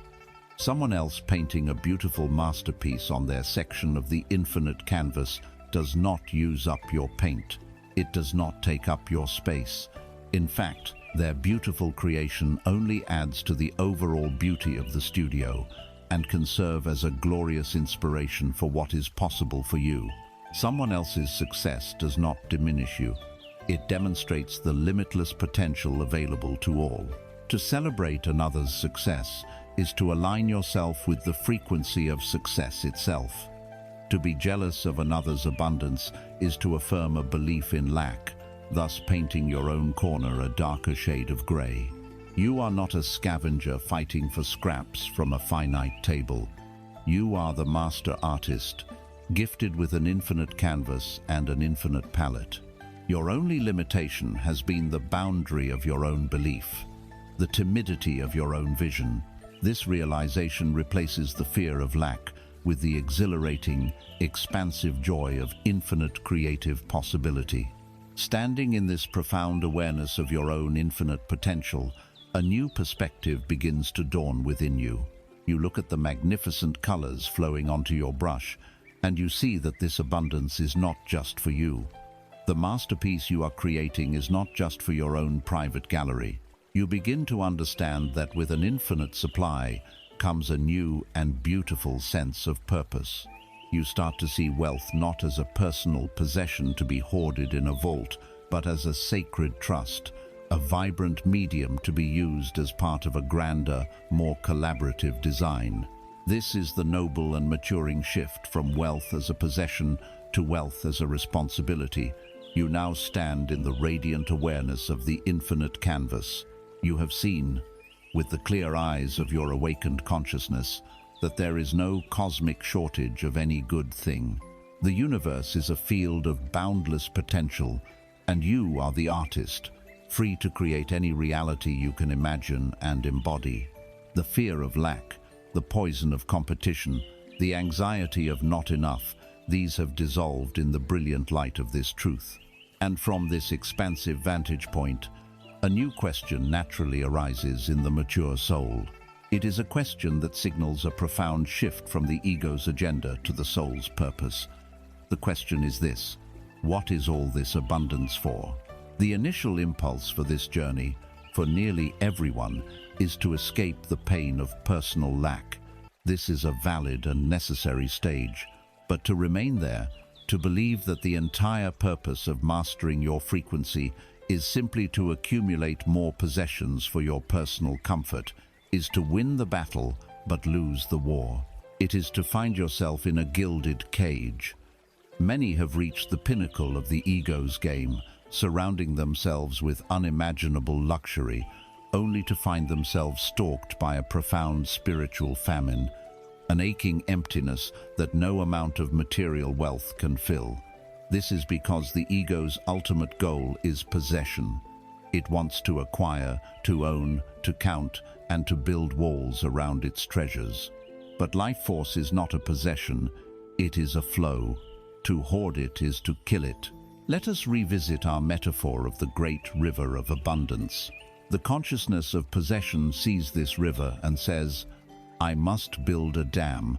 I will stop this flow and create a vast private lake just for me." And through focused intention, he may well succeed. He builds a mighty dam, and a great lake forms. He sits by its shore, feeling secure in his ownership. But soon, because the lake is cut off from the living, moving current of the river, the water becomes stagnant. It ceases to be a source of vitality and becomes a source of anxiety. He must constantly guard the dam, worry about leaks, and protect his private supply from others. His wealth has become a weight. He has security, but he has lost the aliveness of the flow. Now, consider a new consciousness, the consciousness of stewardship. The steward stands before the same powerful river, but their vision is not one of possession, it is one of participation. They ask a different question: how can I best partner with this magnificent energy to bring more life, more beauty, and more nourishment to the entire valley? Instead of building a dam, they become a brilliant aqueduct engineer. They design and construct a vast, elegant network of channels and irrigation systems that direct the river's life-giving water to arid lands. They delight in watching deserts bloom. They rejoice as their channels provide clean water to entire communities. Their joy comes not from hoarding the water, but from directing its flow. They are not an owner, they are a conduit.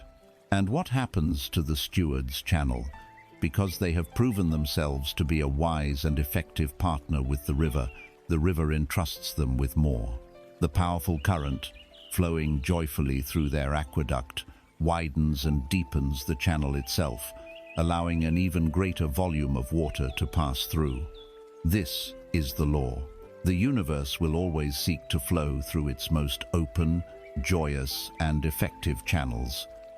To the one who uses their abundance to create more abundance for all, more will be given.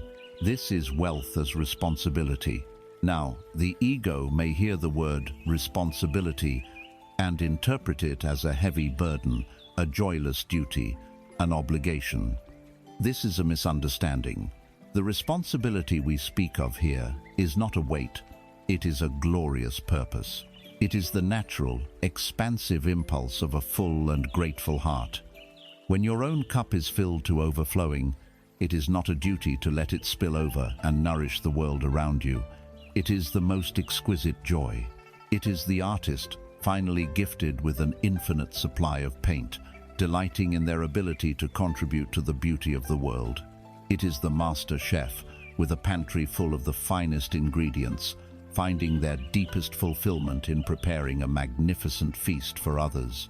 It is not an obligation, it is the joyful expression of your own abundant nature. Living as a conscious steward of wealth completely transforms your relationship with it. It is no longer just about you. Your life, your business, your investments, they all become part of your larger masterpiece. You become a conscious investor in the kind of world you wish to see. How does one act as a channel? It is not merely about writing checks to charities, though that can be a part of it.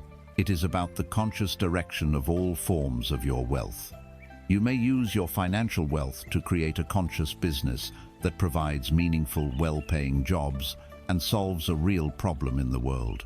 You may invest in a promising entrepreneur who has a brilliant idea but lacks the capital to launch it. You become a creator of opportunity. You may use your resources to become a patron of beauty. You support artists, musicians, and writers whose work uplifts the human spirit. You contribute to the preservation of natural landscapes or the creation of beautiful public gardens. You understand that beauty is not a luxury. It is a vital nutrient for the soul, and you joyfully become a channel for its expression in the world. You may choose to be an agent of healing. You direct your abundance toward causes that alleviate suffering, that care for the vulnerable, that heal the divisions between people, or that restore the health of our planet. You see a place of pain, and you joyfully channel the resources of the universe toward it to bring comfort and relief. This shift in perspective brings with it the ultimate freedom.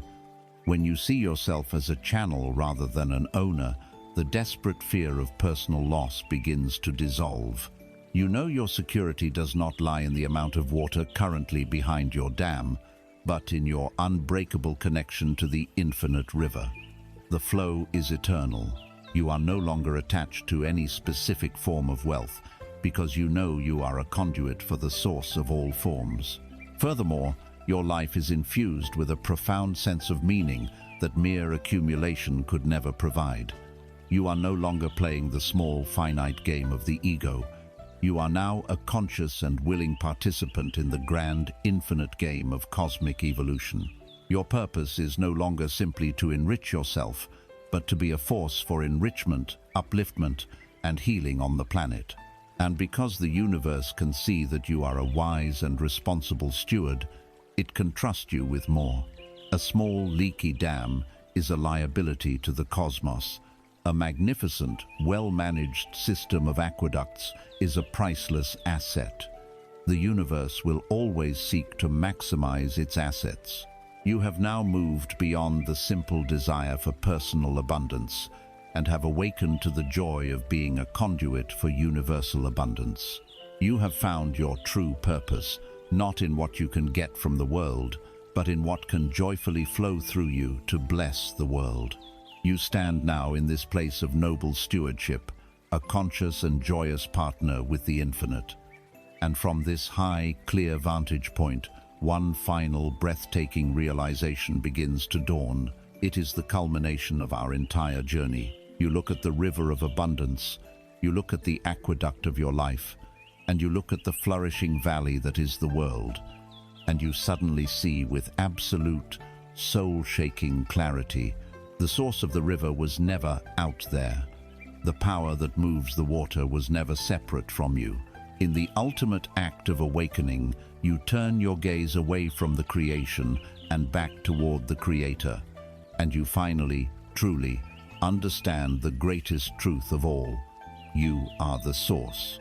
We have come to the end of a long and winding path, yet we have not moved at all. Our journey has been a great spiral, leading us ever deeper, not toward a distant destination, but toward the very center of our own being. We began as a seeker, lost in the desert of lack, believing that the oasis of abundance was somewhere out there, on a far horizon. We learned to quiet the relentless noise of the mind, realizing it was a sandstorm obscuring our view. We courageously cleared the debris of the past, understanding that old resentments were poison in our canteen. We stepped into our power as a creator, using imagination and intention as our compass and our map. We learned to partner with the universe, to trust its timing, and to read the guiding stars of synchronicity. We stood in awe before the infinite canvas, and we embraced our role as a noble steward of its boundless riches. Each step was necessary. Each realization was a crucial turn on the spiral. And now, we take the final turn, the one that leads us home. Throughout this journey, we have used metaphors of partnership to help the mind comprehend this co-creative dance. We have spoken of you as the architect and the universe as the master builder. We have spoken of your silent partner, your benevolent ally. These have been useful and powerful scaffolds, helping you to climb out of the old paradigm of being a lone victim in a hostile world. But now, you are standing on the pinnacle of the temple you have built, and the scaffolding can be removed. For you are now ready for the final, ultimate, and most intimate truth. The final illusion to dissolve, the last veil to be lifted, is the illusion of separation itself. The universe is not an external entity that benevolently responds to your frequency. You are not a radio tower broadcasting a signal to a separate receiver. This was a useful model, but the reality is infinitely more profound. There is only one consciousness in existence, one unified field of infinite intelligence. The universe is that consciousness, and so are you. You are not a drop in the ocean of consciousness. You are the ocean of consciousness, temporarily experiencing itself as a drop. The outer world that you perceive as separate the people, the circumstances, the physical objects is not a separate thing being influenced by you. It is a perfect, flawless, instantaneous mirror image of you. It is the one consciousness, the one substance, appearing to itself as both an inner state and an outer reflection simultaneously. There is no time lag. There is no distance. There is no you over here and the universe over there. There is only one. To truly grasp this, let us enter our final metaphor. Imagine that you are a wave upon the surface of a vast, limitless ocean. As a wave, you have a unique identity. You have a form, a size, a direction. You can look around and see other waves, and you can compare yourself to them. That wave is bigger than me. This one is moving faster. You have a story, a sense of a beginning and an end. This is the experience of the individual self, the ego. And as this wave, you hear whispers of a mysterious, all-powerful, eternal thing called the ocean. You are told that the ocean is the source of all power, all peace, all life. You develop a deep spiritual longing to find this ocean, to connect with it, to merge with it. You believe that if you could just find the ocean, all your problems as a fragile temporary wave would be solved. So you begin your great spiritual search. You travel across the surface, asking other waves, "Have you seen the ocean? Where can I find it?" You try to become a more impressive wave, a more spiritual wave, hoping to attract the ocean's attention. But your search is always in vain. You feel moments of connection, glimpses of something vast. But the ultimate prize, the ocean itself, remains elusive. Then one day, exhausted from your seeking, you simply give up. You surrender. You cease all your striving. You become completely still. And in this stillness, for the very first time, you stop looking outward across the surface, and you feel inward, into your own substance. You feel the deep, silent, powerful current moving beneath your form. You feel the indivisible wetness that makes up your being, and the being of every other wave around you. And in a flash of silent, soul-shaking recognition, the truth dawns. It is not a thought. It is a total, all-encompassing realization that rearranges your entire existence. I am not in the ocean. I am the ocean. The thing I have been desperately searching for is the very substance of my own being. The wave was never separate from the ocean. It was simply the ocean rising up to experience itself as a wave for a little while. And so it is with you. Your entire lifelong search for abundance, for love, for God, for Source, has been the universe itself, rising up in the form of you and going on a grand adventure to find itself. This realization is the end of all seeking. It is the great return. The journey is over because you have realized you were already at the destination. When you know, not as an idea but as a lived experience, that you are the source, the entire paradigm of creation shifts. You no longer need to attract abundance, for you cannot attract what you already are. How can the ocean attract water? You are the source of all abundance. It flows from you, not to you. You no longer need to worry about your frequency, for your true native frequency is the frequency of the source, its perfect peace, unconditional love, infinite potential. The only work is to simply stop believing any thought that suggests you are anything less than this.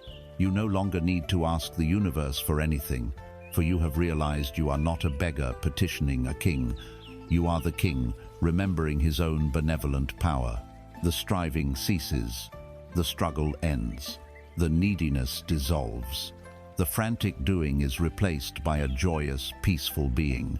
Your life is no longer a desperate attempt to fill an inner void. Your life becomes the joyful expression of the infinite fullness that you now know yourself to be. The actions you take are no longer driven by a need to get, but by an impulse to give, to create, to express, to play. This is the ultimate wealth. It is not the millions of dollars or the grand mansion. It is the imperturbable peace that comes from knowing who and what you are. It is the unshakable security of realizing you are the very fabric of existence and can therefore never be threatened or diminished. It is the boundless freedom of knowing you are the creator of your own experience. You were the seeker, you were the journey, and you are the treasure. You are the wave, unique and beautiful in your temporary expression, and you are the ocean, eternal, boundless, and whole. The search is over. Welcome home. And so, we arrive not at an ending, but at a true beginning. This journey has not been one of accumulation, of adding new knowledge or complex techniques to your mind. It has been a great unlearning, a sacred stripping away. Together, we have removed the heavy cloak of scarcity. We have dissolved the phantom chains of the past. We have dismantled the prison of unworthiness, and we have surrendered the exhausting need to control the flow of life. You did not learn how to become abundant. You have simply, finally, unlearned all the ways you believed you were not. Think of your being as a magnificent instrument, a cello crafted from the heartwood of the cosmos. For years, you believed it was broken or flawed. You spent your life trying to fix it, to add new parts, to force it to play a song written by the world. But through this journey, you have done none of these things. You have simply, with great love and patience, wiped away the dust of old beliefs. You have tightened the strings with the resonance of gratitude. You have cut the heavy anchors of yesterday that held it to the ground, and you have discovered the most profound truth. The instrument was never broken. It was only out of tune. Now, it rests in your awareness, resonant, clear, and whole. The song it plays now, without effort, without force, is the native song of your own soul. It is the frequency of abundance. It is the music of peace. It is the rhythm of love. Carry this truth forward, not as a memory in your mind, but as a living reality in your heart. Let it be the silent hum beneath all that you do, the still point in the turning world. And when the noise of the old world tries to call you back, simply remind yourself of this simple, powerful mantra: I am not chasing wealth. I am the frequency. You seek nothing, for you are the source of everything. You attract nothing, for you are the center from which all things emanate. Your only work now is to simply, peacefully, joyfully be. So now, let us be still. There is nothing left to say. Take a slow, deep breath in, and as you release it, let go of this voice, these words, this entire journey. Feel the peace in your own heart. Feel the silent aliveness in your own body. Feel the quiet, perfect hum of your own frequency. This is your truth. This is your wealth. This is you.